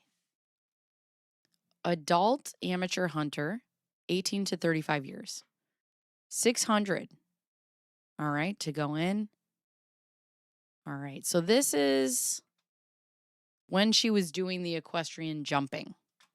What? What? So this was everything that she would have had to pay for the equestrian. For the equestrian jumping. Okay.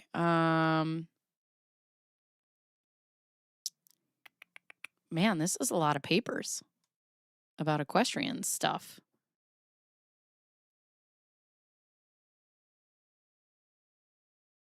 Is this just like what she's in? I don't know. I need Omar. What am I looking at? Oh, how did the dates align? Good question. I'm sure he put that in there. But what is this? Date range, January 1st of 2016 to 11/30 of 2024. That does not help me. Don't play with Omar. Hey, I'm here. What's up? Hi, Patrick. No, I want to know why he put this in here specifically. So this is Omar's response to the request to renew restraining order. But I want to know why he specifically put this information in here. So there's that. I don't see Lana Lipstick's chat. Oh, yeah. I do see. I responded to it. So I'm just curious, like, what was the exact reason? Is it to show that she was in it? Was it to show the money that was spent? Was it to show the timing? I'm just looking because the date ranges up here are basically, oh, this is the date range of, is this everything that she's been in from January of 2016 to November of 2024? By the way, hi, Patrick. Me and Patrick are friends now. So look at the body of his motion and see where he cited exhibit. Oh, it's exhibit T1. Oh, I wonder if I control F if I just go to T-1. Oh, Patrick!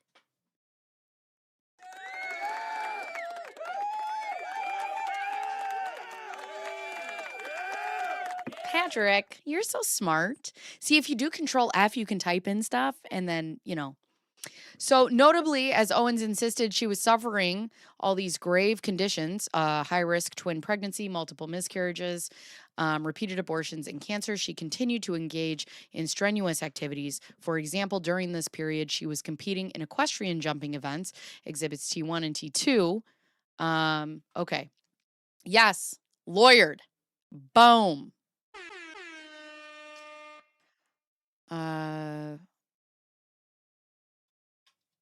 To clarify, I don't have ovarian cancer, but I know how this shit works, and she was all wrong. Thank you, Lana. I hope whatever it is that you have, you get better soon, and we are here for you. Okay, so yeah, so it was the fact that she said that she was going through all of this, but through all the times that she claimed she was going through that, she was competing. Okay, great. Now I just lost my spot. I should have remembered the page. Let's go here. Let's see here. Sorry I'm late. Hi, Tony. How are you? All right, hold on. Let me get back to where I was. Oh, here she is. So happy. I'm also happy when I'm on a horse. Hi, everybody. I'm Laura Owens. I don't know why I said it. I sound like Tony Dungy. What am I doing? Hi, everybody. Here I am on a horse. Yay. Yay me, horseback riding. During my abortion time. Ron Owens. Love this photo of our horseback riding younger daughter, Laura, leading the victory gallop after her win today in the Pickwick Junior Amateur Finals at Sonoma Horse Park on board the horse, Sig Chester. She's worked hard for many years to win the Pickwick medal today, and I'm a proud father, as you can tell. Congratulations, Laura. How much do you want to bet she wrote that? Is the rider not the horse? What a choice for someone so self-centered. Oh, God. It's problematic that you just committed a crime right now. I'm sore. Why? Oh, you like my nails? Okay. Caroline, let me tell you something. I'm so proud of myself. These nails are BT Art Box fucking press-ons, girl. Okay? They are press-ons with the little glue adhesives and the glue that comes in the box. Don't look at this hand. This is my dominant hand. But they're $15. They don't wiggle, they don't move. BT Art Box on Amazon, $14.99. And I'm doing this so that I don't bite my nails, so that I can get them really done and keep them done with like a little acrylic overlay. So if you're, I might be able to share the link that I got them from, the Amazon link that I bought them. But I'm very proud of them because from far away, you can't even tell. Oh, God. She absolutely wrote it. Okay.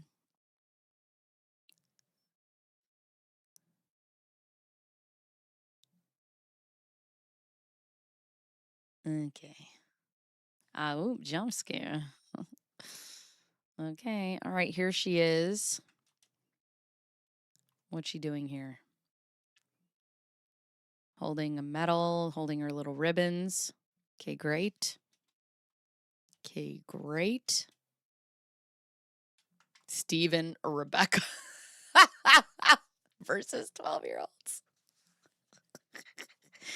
I would love a dog named like, oh my God. So my neighbor, Okay, I have to tell you guys the cutest story real quick. My neighbor has a like disabled bulldog, and he's got like an extra long body, and then he's got one paw that's like crinkled in, and he's got one paw that's like completely turned around. And when I first met them, I was like, I love him. And he was like, his name's Tugboat. And I'm like, holy shit. And he is the sweetest dog, and he loves my dog, and my daughter, she loves Tugboat, and Tugboat loves her. So this past year, she had a Tugboat themed party, and they came and put Tugboat in a birthday bow tie as a special guest. And then on Amazon, they had a pillow made of Tugboat. So we have it in our house. I will have to show you tomorrow. It is so sweet. And sometimes he's like, I just come over and open the fence and let Tugboat run around with our dog because it's like a puppy daycare, and it's so cute. And I love him. And it's so sweet. Anyways, here she is, so happy. Oh, imagine that coming at you in the middle of the night. Eyes on the prize, friends. Eyes on the prize. Yeah, Marilyn, do it. Honestly. Okay, so also, I just want to tell you guys. Okay, for those of you who are getting the press on nails, I did what I found on TikTok is called the hybrid method. Okay, so make sure you file your nails so there's a little bit of edge. Use the alcohol, then put the little sticky adhesive on first. You have to make sure you rub it with the plastic on to warm it up. Then you do your glue a little bit on the adhesive, put some glue and spread it all over the nail and put it on. Do not move. They do not move. So I mean, this isn't what I'm attracted to, but whatever. Again, my chats are not coming through. Okay, I'm in love with him already. He's amazing. No.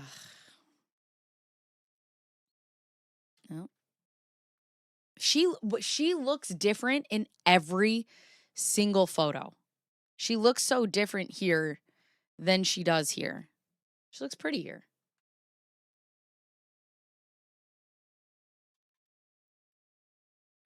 Charger would stomp on him. He is really close to the ground. She's so proud of herself for defeating the very difficult 3-year-olds. Totally comfortable. Oh, my sleep paralysis demonstrates what? Demonstrates would leave. Here's all her ribbons. Good for you. Guys, my daughter has her first private lesson today for gymnastics. The coach was like, I really want her to have a private so we can get her into level 2. So I'll let you know. But she's so close to getting from level 1 to level 2, and she's only 6. She's so good. And I don't even mean to say that. You can even ask Pear Pit. I was telling her, I'm like, obviously I'm a mom, and I'm like, my daughter is so good. And then when Pear Pit came to her gymnastics last week, she's like, oh my God, she's like really good. And I'm like, I know.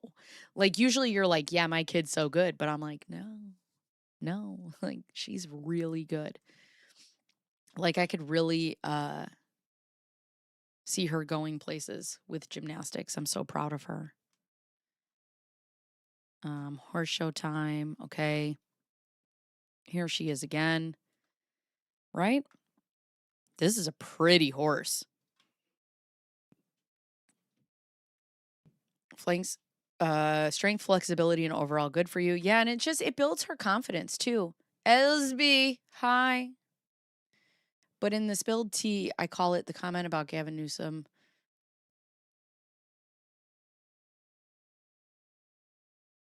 May have gotten Ron. What?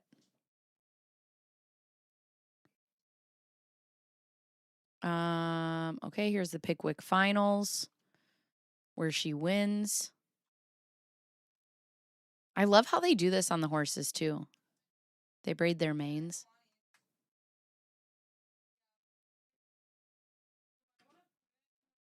All right, here's this again.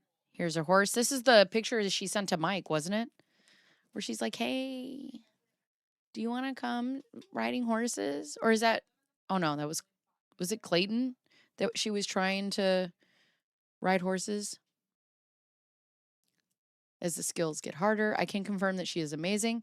And I love that if she doesn't do something the way she wants to, she practices until she practices until she gets it. These other people look her age range, or at least her height in here. So there's that. I honestly, Charlie, I think this is during. Hi, Debuggy. Yeah, I think this is during when she said that she had all these ailments. All right, so here's exhibit U. This is Michael Marraccini, Declaration of Witness. Okay, so this is about when this is from Colin. So this is from his brother-in-law who said that he went and they had the meeting with Ron Owens and Laura Owens, and that she admitted that she wasn't pregnant and didn't have any miscarriages, and that she was lying the whole time. The whole time. So we saw this. Okay, exhibit V is Gregory Gillespie, how she has an order of protection. Curve Life glue will keep your press on nails longer, and the glue remover is amazing too. Okay. This is my first time ever doing them, and I am so proud. And I like them. But I think I want to get them done like at a place, you know? Okay. The defendant and I went on 3 dates. So this is about her restraining order against Greg Gillespie. He added that in there. Don't worry, guys. We're only at page 297. Let me tell you. Who were those people in the photo ever questioned as to her demeanor or physical health? I think it might be too far out. I think it's, we're looking at 10 years apart. So let's see. What else? Good Lord. Exhibit W.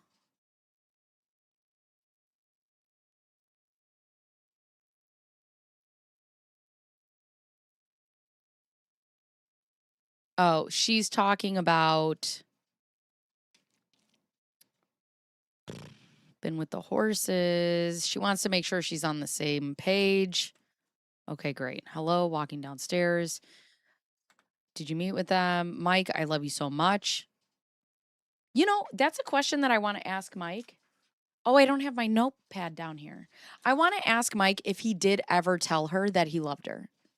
Because that is something, and only because, like, maybe it's not in text, but only because I do want to, like, see if he said that, even on like a phone call. I want to know, because for me, if I said differences, all Omar's exhibits are legitimate and pertinent to the case. Right. We love a thorough king. No, but my thing is like, yeah, I'm pretty sure he never did too. But I have to say, like, if I told somebody I love you, I love you, I love you, and then they never said anything to me, I would be like, you know what? I'm good. I'm out of here. Like, I love you. Obviously, you don't love me. And we're not in the same place. More question marks. Mike's brother-in-law about the Owens. They will never love you like you deserve. Run from them. Get to Hi, tax bucket. All right. Are we still on for tomorrow? Yeah, should be good. Is it cold? Or is it a cold? Good Lord. What am I missing? Am I missing anything? We've already read all of this. Miss you so much. Happy anniversary. Remember when she's like, happy anniversary? And it's only 6 months. Hope your day is well. Thank you. Hello. Hi. Okay. What is this? I told you last night on the phone you need to stop saying that type of stuff. You then text it. So, yes, I read it. Very important when lawyers question a pattern. Yeah, I mean, we're not dealing with murder. We're dealing with fraudulent schemes and artifices, but murder of pretend children. Okay. These are more text messages. And the reason that I'm skipping through this is because we have gone through these in depth. Well, what's this picture of this bed? Here's just a picture of a bed. I feel like I'm looking through the Epstein files. Like, what is it's just pictures of stuff. Looking good enough for 2 people to live in? Not right now. I'm so glad she's here. She's the best. That's talking about his mom. I know I'm late, but I wanted to mention how heartbreaking Clayton. I haven't listened to it. No spoilers, Debuggy. Still say happy anniversary. All right. I don't. I barely say it on our wedding anniversary. I'm bad. I'm a bad wife. My mom would probably know. How's it going? I have no idea what sheets I have. Your sister is here too. I love all you guys. Oh, here's her infiltrating with the family. Who is this? I assume that's Laura. And who is that? Who is this man? How are you? I'm struggling right now. I'm good. Would love to have you come over. I left the door unlocked. The theater is so uncomfortable. You're talking about the marina. Not tonight. Happy birthday. Oh, that's right. He had a birthday. Couldn't agree more. Please and thank you. No, that's okay. Yeah. Can't afford to get sick. Sorry. You could keep me company. I understand if you don't want to get sick. I'm just trying to be upfront because I know how important your test is. We'll get antibiotics tomorrow, and then maybe you can come over tomorrow as long as I've started them. Good Lord.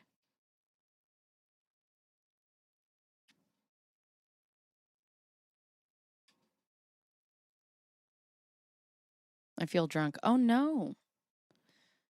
That sounds fun. I miss you. I miss you too. I miss you. Hello? Question mark. In shower. Okay. Wish we could get dinner. Let's get a drink at Tipsy. Exhibit Y. What is this? Greg. This is from David. Gingras. Greg. Just a follow-up. I'm in the process of looking for a computer person in San Francisco to look at Mike's laptop. Laura wants to move forward with that review. While I am not confident it will change anything, I don't think it may help her remove doubts about what the laptop shows. That alone could be worth the effort. As discussed, I'd also appreciate you setting up a call with Marraccini if you can. I guess there's also a technical issue with that. Mike is, to my knowledge, represented by Randy Sue Pollock, and I don't have her consent to talk with him. So if Mike is opening to having a call, which I hope he is, I just need to make sure I have consent from his counsel to speak with him. Oh, this is to Greg Woodnick. Okay. One last thing. Laura said that she would be willing to talk to Mike. That's what this is for. Got it. I want to know who is in there and the context, right? God, I love this crew. Nothing makes me feel good like this community. Oh my God, Perkins. I can't tell you the last time I've been to a Perkins. So that's when she says that she would talk to Mike, even though she's deathly afraid of him. Now we have Laura versus Greg. This is all his legal stuff. Okay. Then we have, oh, good Lord. Sorry if I'm making you guys dizzy. I just want to make sure we get, oh, here's the 2 babies. I don't see the Fiverr logo in this one because the Fiverr logo came after this one, I believe. This is when she tells Greg she's going to have twins. Exhibit B is the Fiverr logo here. Here it is. It's right there.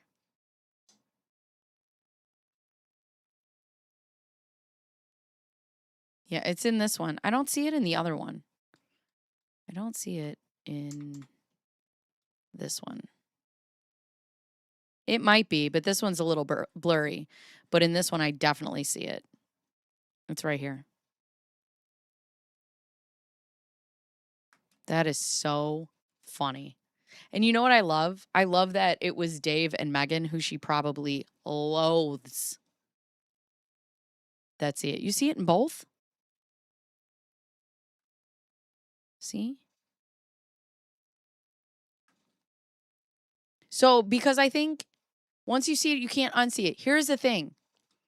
I think this one, though, is the one from the Vanishing Twin.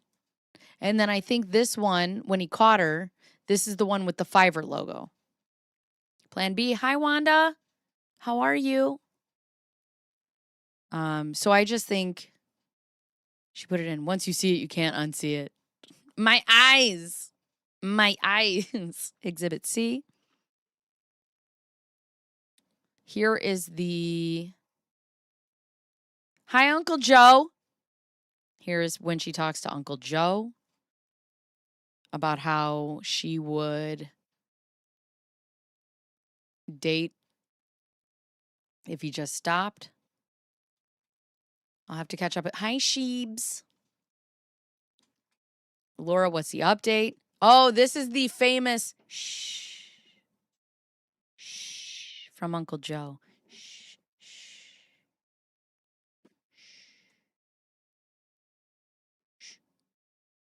shh, shh. Laura, please see below. Joe's secretary informed me that we have received all the medical authorizations, and you were right. And I was listening to Llama's guest. Who is Llama's guest?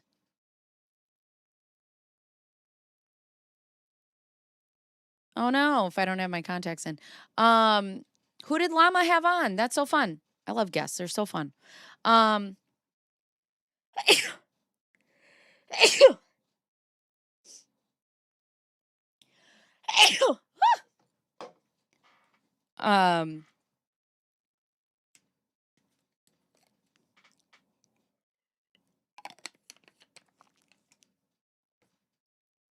Former franchisee. What's BAM?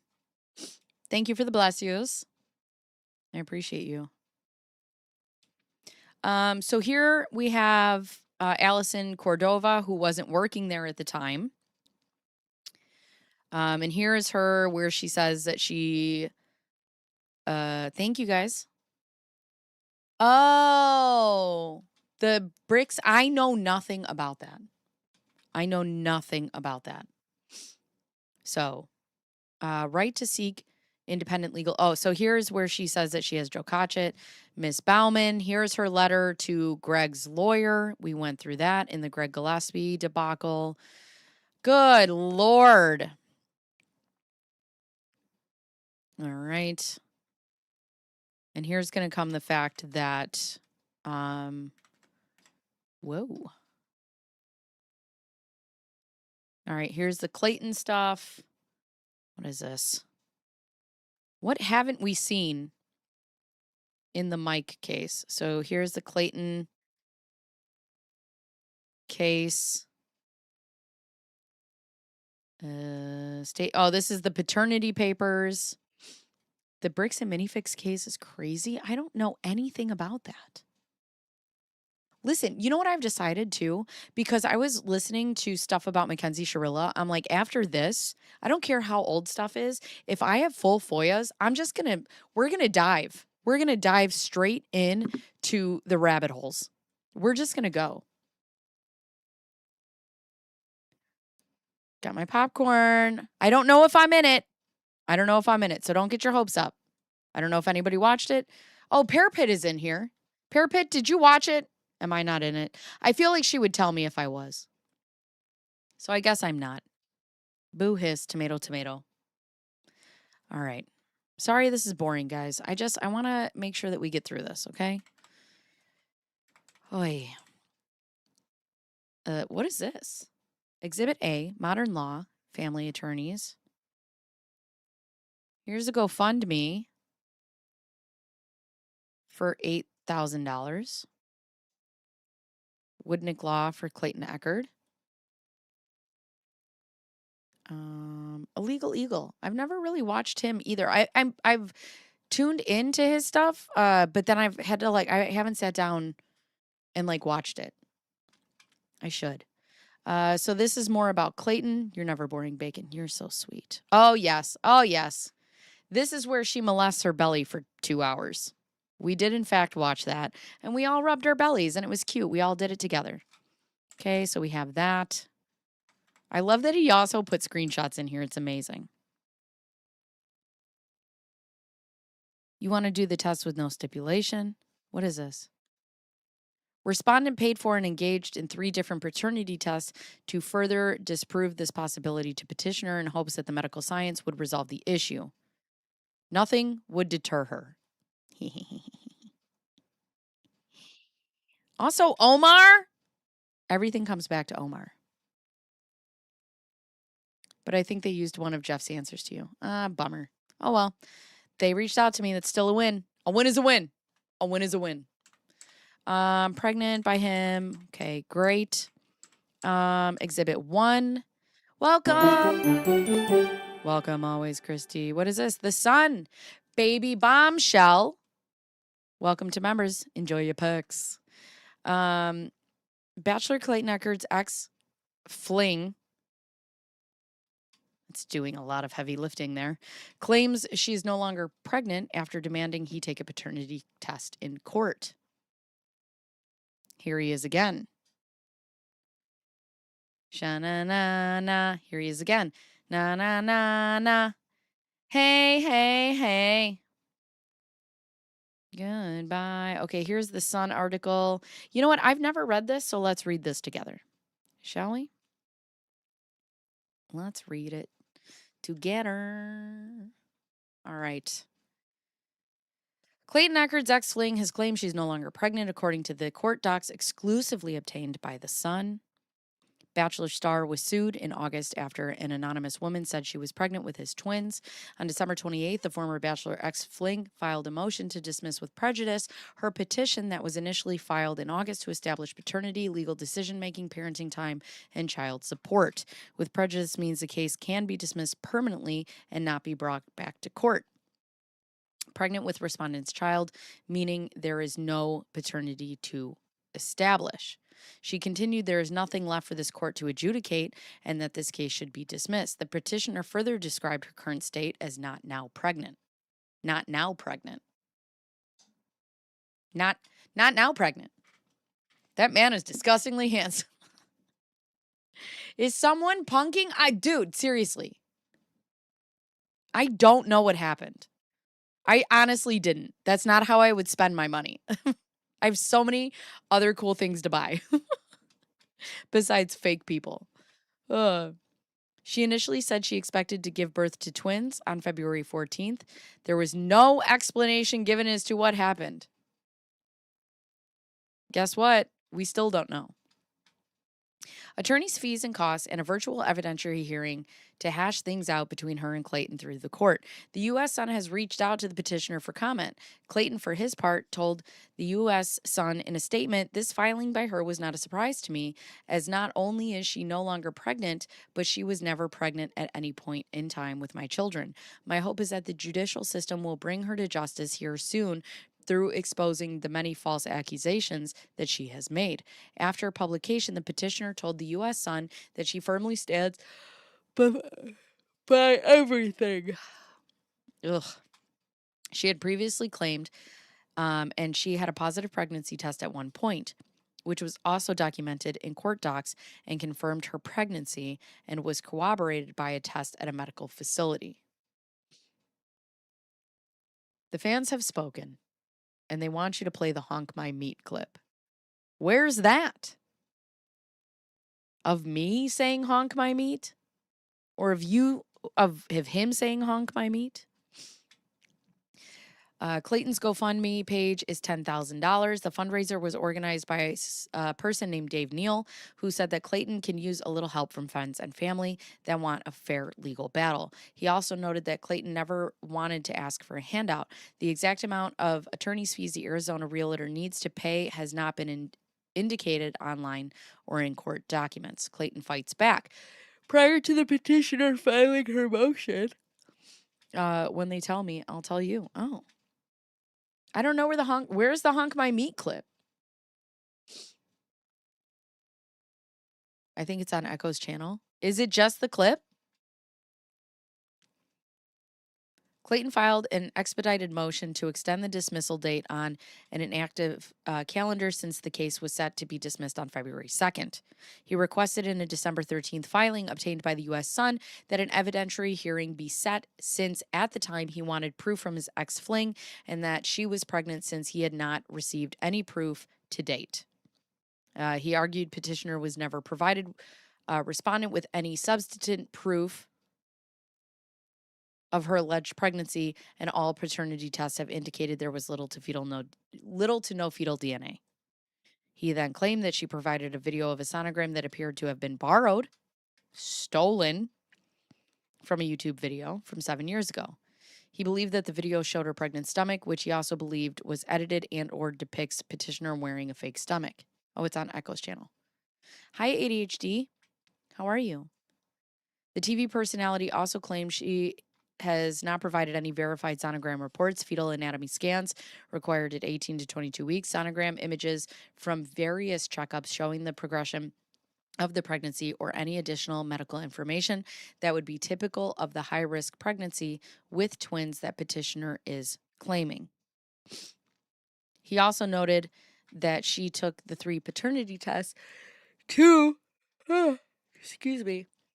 of which showed little to no fetal DNA and one that was reportedly lost. In his affidavit, the Missouri native shared with the courts details of his sexual encounter with the petitioner. Petitioner and I had one sexual encounter on May 20th of 2023, where she performed oral sex on me, he wrote.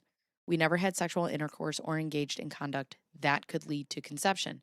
He then went on to claim that she went to court after he did not want to have any relationship with her, or romantic or otherwise, after she performed oral sex on him in May in 2023. Clayton claimed in his amended response, filed December 12th, petitioner drafted a contract for respondent to sign. Holy cow. Okay. What is of good in here? All of this has led me to extreme anxiety and fear for my safety, she says. All right, so that's the Sun. Great. We know. I know, I'm trying not to yawn. I do need a coffee. You know what I need to get myself is like a mini coffee maker for down here, to just have like a little cup so I don't have to leave. I could have okay, God, everybody's sending me it everywhere. Good Lord. I shall play it.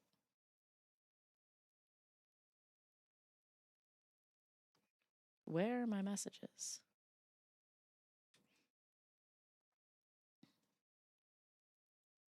Honk my meat. Honk my meat. Honk my meat. His face is so funny. Look at Lauren, my queen.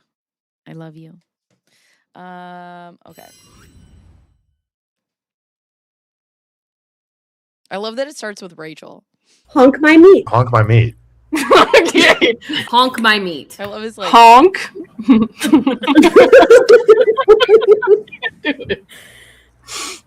Honk my meat.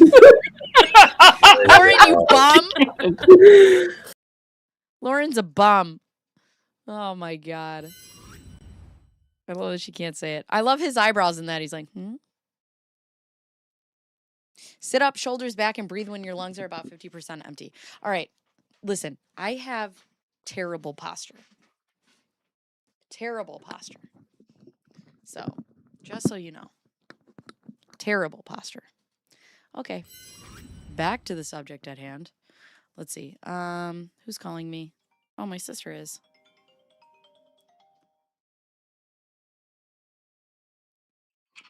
Hi. I'm streaming. I know, but you need to look at your daughter. Hold on.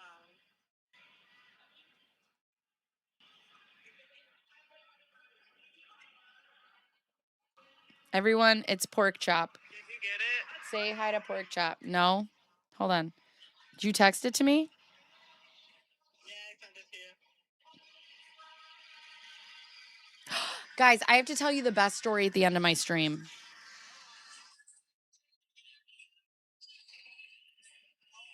Oh my God. Oh my God. Ah! Doesn't that look fake? All right, bye. Bye. You guys, she said she had a good time at the concert. You guys, so my daughter has a at camp, they had like an exotic animal people place thing that came. Look at my baby right now. She is so brave. The other day, she was holding a black African millipede, and she had a snake. She was holding a snake. Isn't that, look, it looks fake. She told me the other day, she goes, Mama, if you ever find any snakes, just call me. No, I'm not calling you. We are running as fast as we can. As fast as we can. I need to send this to my friend who has a one that looks like that. But it's fake. Oh my God. Yeah, the millipede, no thanks. No thanks. Good evening, hound servant. Please send. We'll send. We'll send. All right, so here's her. She is. It's so funny because sometimes she's like, what the fuck is going on? Sometimes she's, bro. Ah! Sometimes she's scared of everything, and then sometimes she's like, can do anything. But I will send that. Okay, so here's the picture that got Lauren in trouble. Yes, unveiling the unbearable battle. My battle against cyberbullying and online harassment. Okay. I thought I was a turtle brave. Yeah, I can't do bugs. I can't do bugs. Okay. So I need some music. We're going to read a blog about harassment. The sad seems to be good. I need more like this. More sad piano. Why does it do that? Unveiling the unbearable. My battle against cyberbullying and online harassment. It's incredibly hard to put this into words and share what's been going on. I've never asked my friends or family for emotional support, but I'm feeling truly shattered, defeated, mentally drained, and worthless due to the events of these past several months. I've been the subject of a smear campaign that I wouldn't wish on my worst enemy, and the target of cyberbullying, cyber harassment, and cyber stalking at a level that I truly think no one would believe was imaginable. My heart has been torn into shreds, and it seems like nobody beyond my family truly sees or understands who I am anymore. And maybe that's my fault, since the sheer embarrassment of it all has been so overwhelming that I've found myself hiding from the world. Hiding? Hiding? Hiding? Hiding? Since around mid-September, I've been noticeably absent from social media. Who noticed? The bots? Who noticed, girl? Who noticed? And pretty much detached from the life I used to lead. I can count on one hand the times I've stepped out of my home since then, but the number of times I found myself in tears is beyond calculation. Earlier this morning, around 4:30, I found myself on the floor, well, on top of a pile of things on the floor, because I can't actually see my floor in the casita, overwhelmed with emotions. Feeling more bullied and alone than I have ever felt. It struck me that maybe it's time to stop concealing what I've desperately tried to keep under wraps for months now.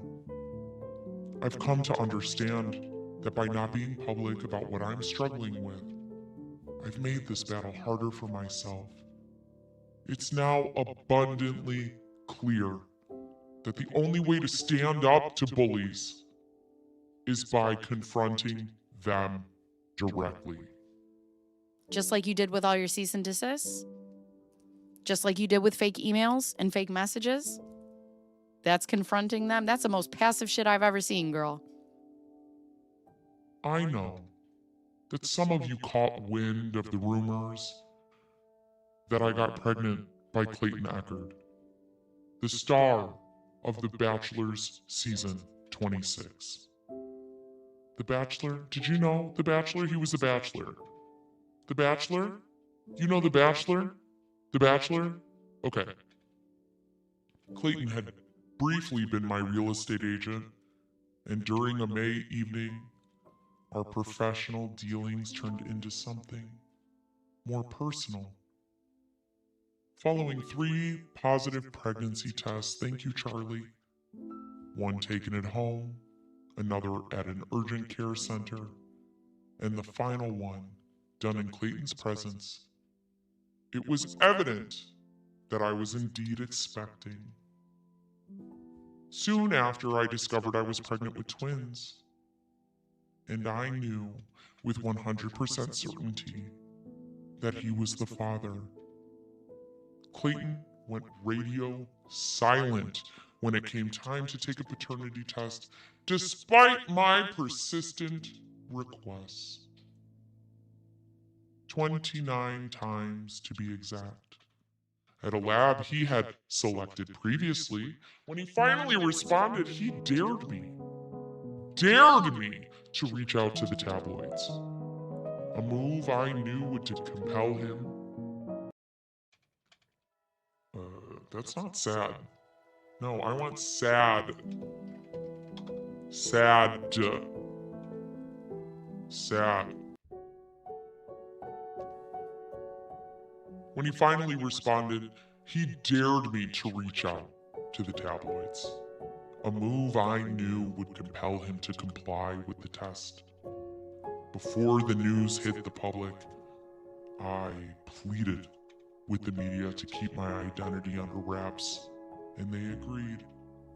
However, their description of me as the anonymous woman contained enough details for those familiar with me to make connections, and for strangers to track me down online. Her words hurt my ears. Also, all they said was anonymous woman. Bye, Malin. They don't give any details. Petting a bald cat. Oh my God. He was on The Bachelor. Yeah, he was. Busy Bee, did you not know? He was on The Bachelor. He was The Bachelor. Hi, Alaska. How are you? Nobody gave The Bachelor. The Bachelor, you say. She told them to give a ton of details. Scottsdale podcaster, blah, blah, blah. It took minutes to get who she was. Oh, my God. Hi, LM. She provided the details. Oh, my God. Like many, I was familiar with Reddit before news. Hey, You want to know something funny, Laura? Before I got down the deep rabbit hole on this case, I was deathly afraid of Reddit. Deathly afraid of Reddit. And you want to know what's funny? People on Reddit seem to like me. It's not that hard if you just like don't do dumb shit. So there's that. like many, I was familiar with Reddit before news about my pregnancy became public. But I had no grasp of the level of dedication its members had. Shortly after the initial articles resurfaced, a friend reached out, informing me that the self-proclaimed sleuths were actively discussing and mentioning me by name in subreddits centered around The Bachelor. There was a barrage of misinformation circulating, and initially I wrote back to correct those who were getting the facts twisted. However, these so-called keyboard warriors, shielded by anonymous usernames, only seemed to intensify their interest in my life once they knew I was engaging with them. Things took a truly devastating turn when an abusive ex decided to reach out to Clayton, telling him that I had done this before. Actually, It was his now wife that reached out. It wasn't him.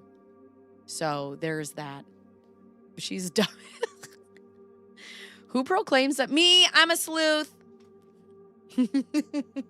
I'm a sleuth. Who's a sleuth, girl? You know what I'm saying? So when she says Bachelor, I say clang. Oh, God.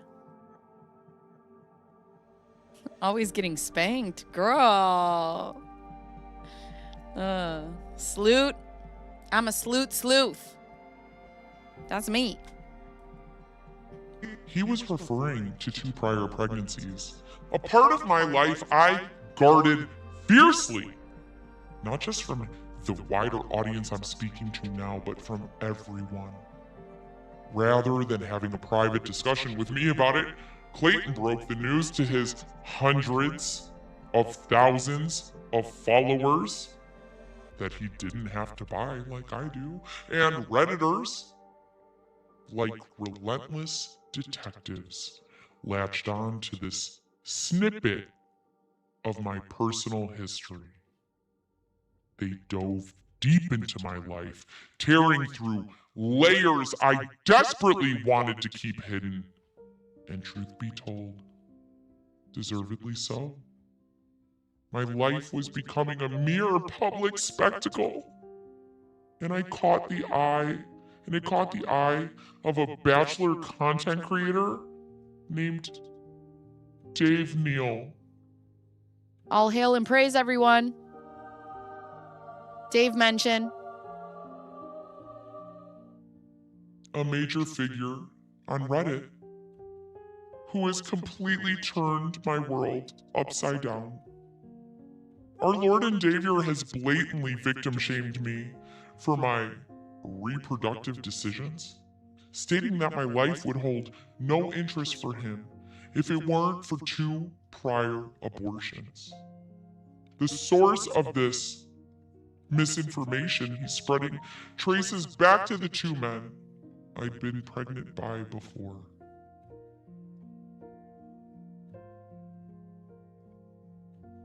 I'm just trying to think, like, she claims that she's been pregnant, but then she said,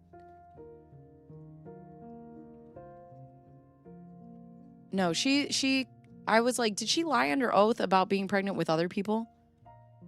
Dave Neal! Oh, God. After she kept doing, right. Things that make you go, Things that make, we are not worthy. Right, 2 or 56. Great point. Her life would hold no interest for him had she not lied about the 2 prior abortions. That's right. Their animosity against me, triggered by the restraining orders I have against them, is the driving force behind the distorted tales being circulated about me, and ones they have shared with our Lord and Savior. They supplied him with the court documents containing entirely baseless, never seriously considered by a judge I'm really surprised she didn't put the clap emojis in there. claims about me, which Dave has disseminated as if they were factual. Although their accusations were unequivocally untrue, they were mortifyingly embarrassing and not something I wanted anyone to know. My decision to stay silent inadvertently bolsters Dave's platform, giving him free rein to harass me without facing any consequences. The allegations they had rewind. The allegations they had previously made against me in response to cases I filed against them were horrendous, alleging that moi, falsified my pregnancies, tampered with records regarding my past pregnancies, and fabricated the severity of the injuries I sustained due to abuse.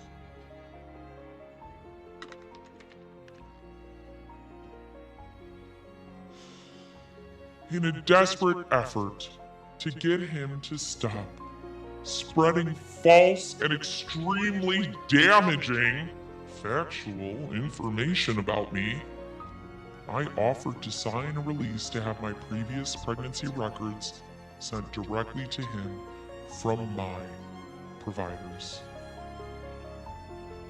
I sent him proof that I was one of only 630 patients accepted into the Domestic Violence Brain Injury Program at Barrow Neurological Institute, the only one of its kind in the nation, as a result of multiple strangulation injuries, resulting in me developing epilepsy.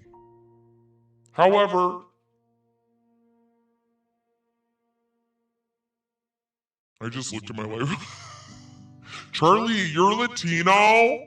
We stand. However, he ignored my offers, revealing that he cared little for the truth. Dave's all-knowing. He already knows the truth. He's... What's the word? Not ominous. Omnivant? Omnivolent? Malevolent? What's all-knowing? It starts with an O. Fuck! What is it? I'm something. I don't know. Now it's multiple. Yes. No. Omniscient. Yes. Omnipotent. What? Omniscient is what I'm looking for. Yes. Can't type. Also, the spell check gets it wrong. Yes, omniscient. Dave is all-knowing. Dave's motivation in continuing to create content about me has been the massive surge in viewers and listeners on his monetized platforms by peddling sensationalized, entirely untrue tales about my life. He claims that he doesn't take a shit without...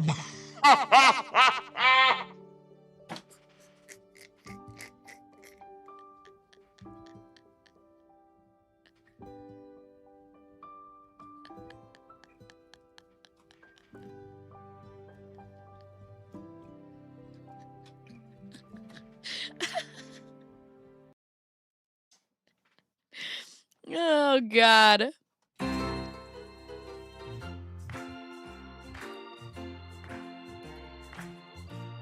Everybody, I'm going to need you to go ahead and put your hands together for Lord and Savior, the true meaning of a content creator. A man who is all-knowing, who is all-giving, but mostly all-receiving. Because that man does not take a shit without monetizing it. Dave, teaching us content creators how to do our jobs correctly. And we stand for that man named Dave. He can see you when you're sleeping. He can see you when you're awake. But most of all, he can see you when he's pooping. Praise be Dave. All-knowing, all-giving, all-shitting. Ramen.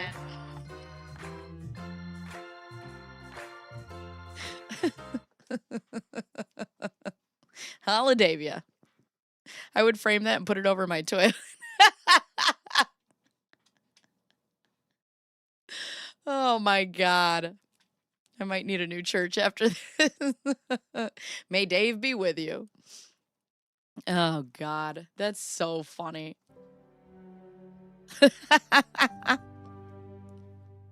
And that's why he has not filed for bankruptcy. Worship the shit. Dave be with you. He's omnipotent.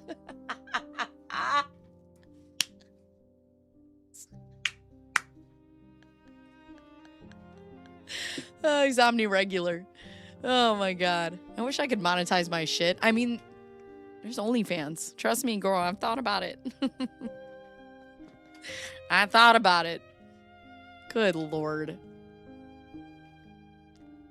He claims that he, quote, doesn't take a shit without monetizing it. And so, his motivation is clearly financial. Dave puts out so much content that it feels like doing damage control is a full-time job.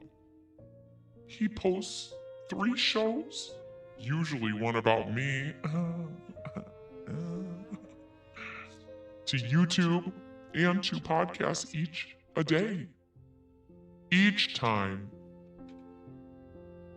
it sparks a fresh wave of discussions that only add more fuel to this never-ending fire. Dave's enormous unbought following on Reddit has made my life incredibly difficult. They've created countless threads in Bachelor-related subreddits, and in the ultimate showing of targeted harassment, one person even went as far as creating a subreddit in my name just to bully me. I was taken aback when I read a post purported to be from a high school peer with an outrageously far-fetched and blatantly false allegations, claiming that during that time I was pregnant by multiple men, including a special needs student and fathers of my peers. One fabricated story claimed that my father offered one student $6,000 to buy new speakers for his car if he would date me for a month. The reality was quite different. I was extremely introverted throughout high school. I never attended a party and had my first kiss during the week of graduation. These claims hold no resemblance to reality, yet they've left me feeling utterly powerless and deeply ashamed. This is what makes you feel ashamed? This. None of the provable stuff makes you feel ashamed, but this does? This does. Okay. All right. Okay. It feels as though the reputation I painstakingly built and every achievement I've held dear have been ruthlessly torn apart and relentlessly mocked in profoundly disheartening posts. The comments said about me have been brutal, such as, I hope she's an organ donor or something good can come out of her pathetic existence, and that I am a complete waste of skin and bones. I have been told to kill myself, with comments suggesting it might help my family move past the supposed disgrace they claim I brought upon them. My dad's Wikipedia has even been edited several times by trolls to state that he only has one daughter, my sister, who's the favorite, allegedly.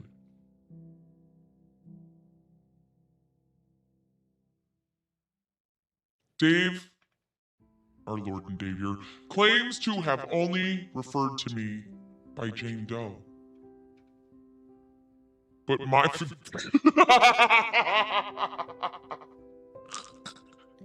Henrietta, yeah, that he edited it himself.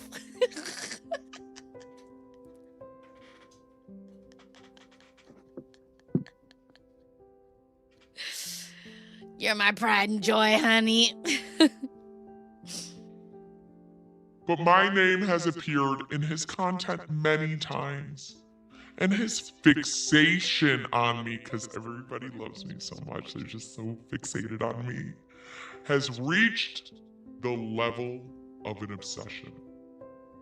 Since September, he's churned out over 50 videos about me, boldly claiming that the count might escalate to more than 140 as he continues to probe into my life.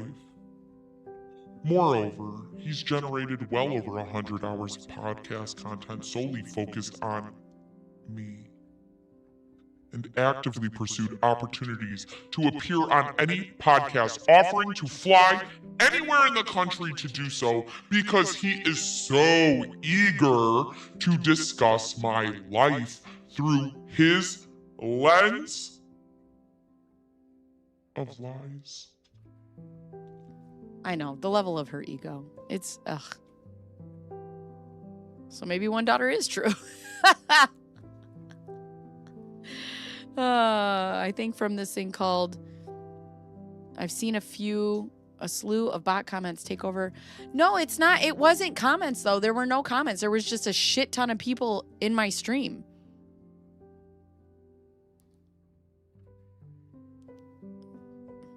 Yeah, everybody hit like. Oy. I would be lying if I said I wasn't afraid of Dave. During one of his live streams, he inadvertently displayed a map leading to my home. In an interview just this week, his comments became even more alarming as he said he wished I had been a passenger on the missing Malaysian flight of 370.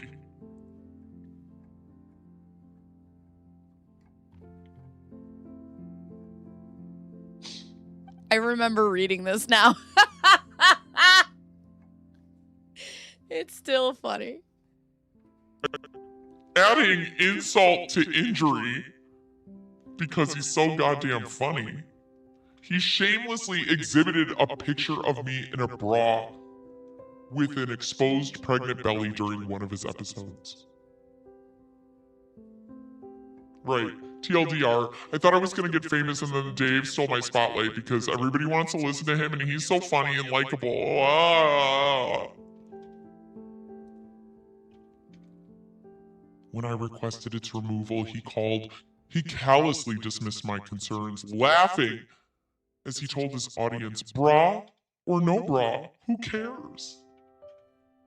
He's joked about me having a miscarriage? Maybe, because I don't know if I had a miscarriage, I don't know where the babies went. Which is something that is not even remotely funny. Haha. As Laura, I'm so quirky. Oh brother, this guy stinks. As a last resort, I filed for an IAH against Dave due to his obsessive interest in me and his flat-out refusal to stop making videos and podcasts about me when asked. However, when I informed him that he would be served by a process server, he turned the tables. Deceptively, he began painting himself as fearful of me. Doesn't he know that's my shtick?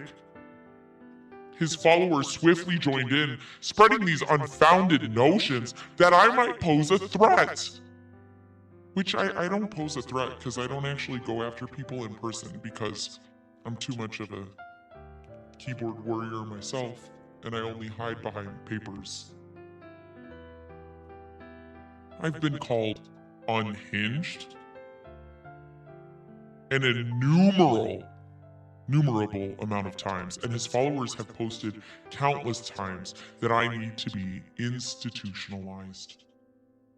It's been outrageous, entirely unwarranted, and incredibly upsetting. Here's the thing, Laura. I say what I say online. I am not responsible for who says what in my chat. People are allowed to have their own opinions. So the fact that his chat, you've been called unhinged by his followers, okay. That has nothing to do with him. People are allowed to have their own opinions. My physical appearance has been a relentless subject of mockery. Multiple memes have been created emphasizing my looks and targeting me with hurtful comments about my looks. People claim to be stunned that Clayton chose to be intimate with me for just one night, having numerous beautiful women to select from during this time as The Bachelor. Clayton himself mentioned I didn't look as pretty as I appeared in some Instagram photos he scrolled through. I thought that maybe if I were able to change my identity on the outside, I might get back to feeling like myself on the inside. Also, you know what's funny is I just had this conversation with my sister upstairs. I've noticed that as I get older, a lot of people, if they're ugly on the inside, they start to become ugly on the outside. And even if you are good looking, and that's the thing, Laura, like if I were to look at this objectively, like speaking, and I were to see you for the first time, I'd be like, yeah, that's a pretty girl. Like, you're very pretty. And then you get to know you and all of these court documents, and I cannot look at you through that objective lens anymore. Personally, I can't do it. Thank you, Charlie, for those gifts. After a lot of thought, I decided to file a legal name change, which was discovered by Dave. Duh, because he's all-knowing. The day after I filed the petition with the court, and my new identity as Emily Wilson was disclosed to his audience, making it obsolete, and also wasting your money. Haha. I felt like I had run out of ideas to escape the relentless nightmare I was living in. Apologize. Apologize. My integrity means everything to me. It does? It does? It do? She do? Girl, where? Her new lawyer. I have wondered He must be like, do not go online. Do not say a word. Because I've wondered where she's been. I've never lied about being pregnant, nor the extent to which I've been abused.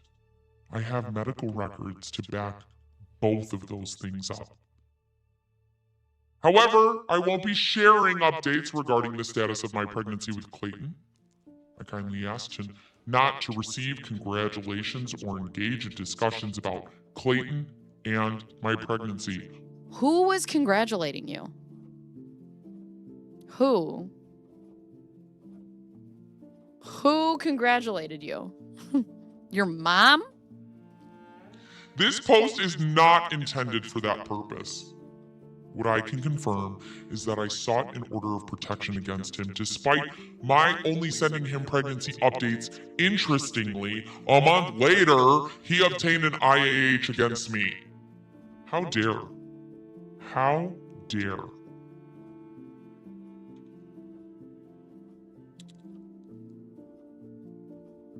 Dave's followers have chosen to write my full name on Reddit and in the comment sections on his YouTube videos because they say that in doing so, they will alter the SEO algorithm so that these blatant lies about me are shown up at the top of the Google search results. He has incited hatred, harassment, and threats against me, and I am just exhausted from it. Well, to be fair, I only knew your full name because it came from your mugshot. So there's that. Thank you, Charlie. Over the past few months, I've often questioned, what is the allure of a 33-year-old woman confirmed to be pregnant 3 times to him and his audience? How much more content can he create? And how much more can I take? Although I would be more than entitled to file a defamation lawsuit against Dave, I have no desire, nor do I have proof that he's defaming me, to have my life drained by the legal system and simply want him to stop and remove the videos. If you want to watch how cruelly and flat out bizarrely Dave has spoken to and about me, you can watch this video. I love that she gives him a shameless plug. How much is this? I have to go. I'm sure this post will spark more hateful content from Dave, and he will incite his followers to make more cruel comments about me, despite outwardly claiming to my family that I've become desensitized to anything that can be said to me at this point. Dave's videos still deeply affect me, as do the words of his supporters. While I know I will advocate against cyberbullying in the future, Just like you advocate for victims and just like you advocate for people at Planned Parenthood? How's that going for you, Laura? while I know I will advocate against cyberbullying in the future, right now, I just wish for this torment to stop. His relentless bullying has pushed me to the brink, causing moments where I felt close to the edge of despair. I've never expressed to him that the blood, I've even expressed to him that the blood would be on his hands if I harmed myself due to his relentless harassment instead of my actions. That's, God damn it, Omar. Have you learned nothing? Have you learned nothing? Omar likes to make fun of me about how much I talk.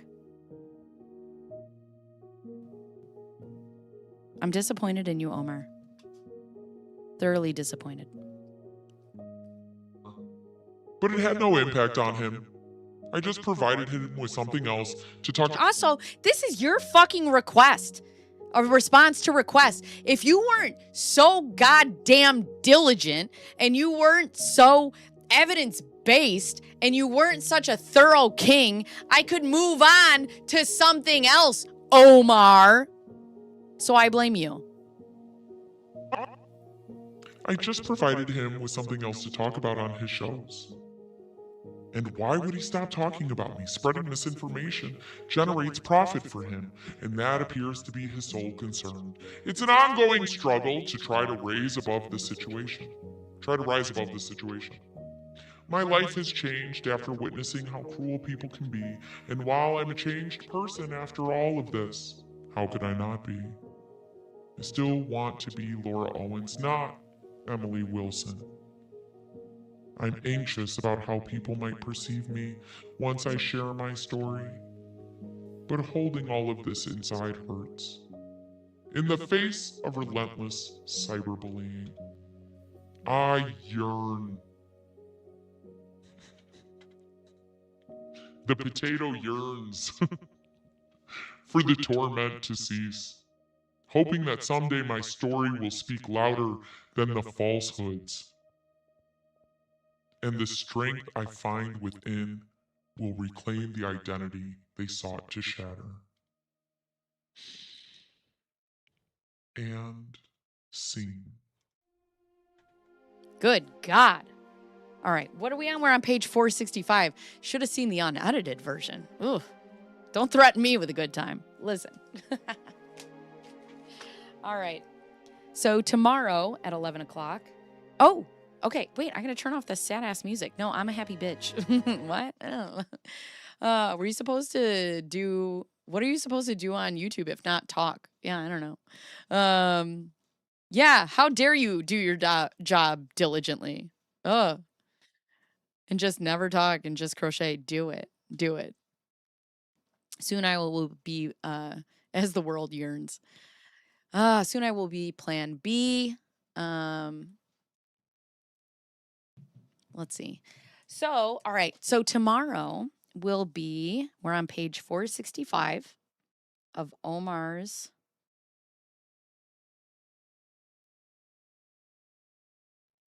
filthy novel that he's got going on here. And then we will move on to something else. That's what we can do. Okay. Bacon yells the nicest insults. I will tear you down.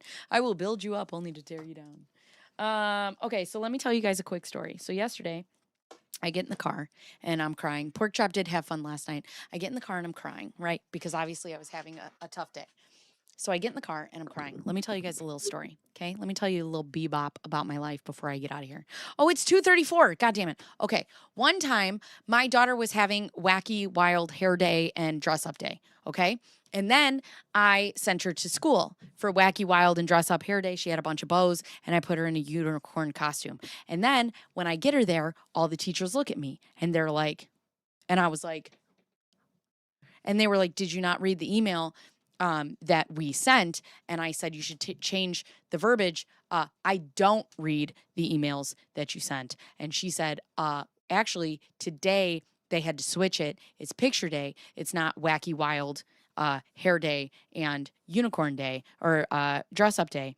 And I said, well, shit. That explains me as a mother. This is me as a mother. So anyway, she's like, do you want to go home? This is preschool, by the way. She goes, do you want to go home and change your daughter so that she can get a good picture? And I was like, nope, play it as it lies. She is happy to be a unicorn with bows. And so she just played it as it lies. And I get into my sister's car yesterday and I sat down and I'm crying and I sit in the car and in the front dash, I took a picture because here's the steering wheel. In the front dash is that picture of my baby. Look at how fucking cute that is. And there she is. And now she has a unicorn school photo. She had a unicorn onesie. She chose not to wear the hood and she was draped with bows. And now I have that. She really is. She is a copy paste of me. God got tired and he was like, copy paste. So, anyways, I saw that yesterday and I just started laughing.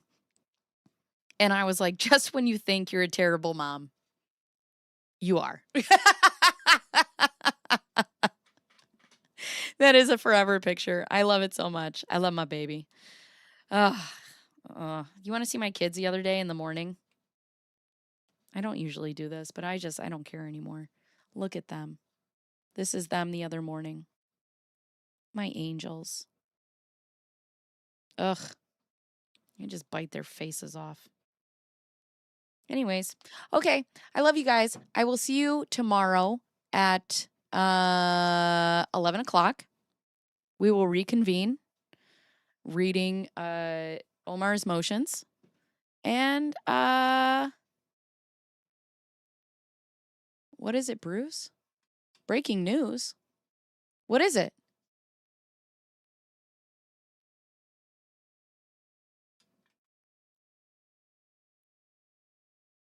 Everybody's like, Bruce?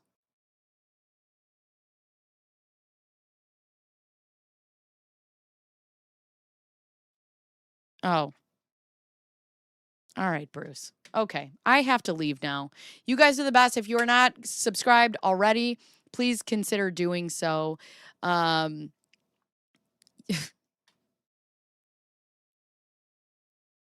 is I don't know what's happening.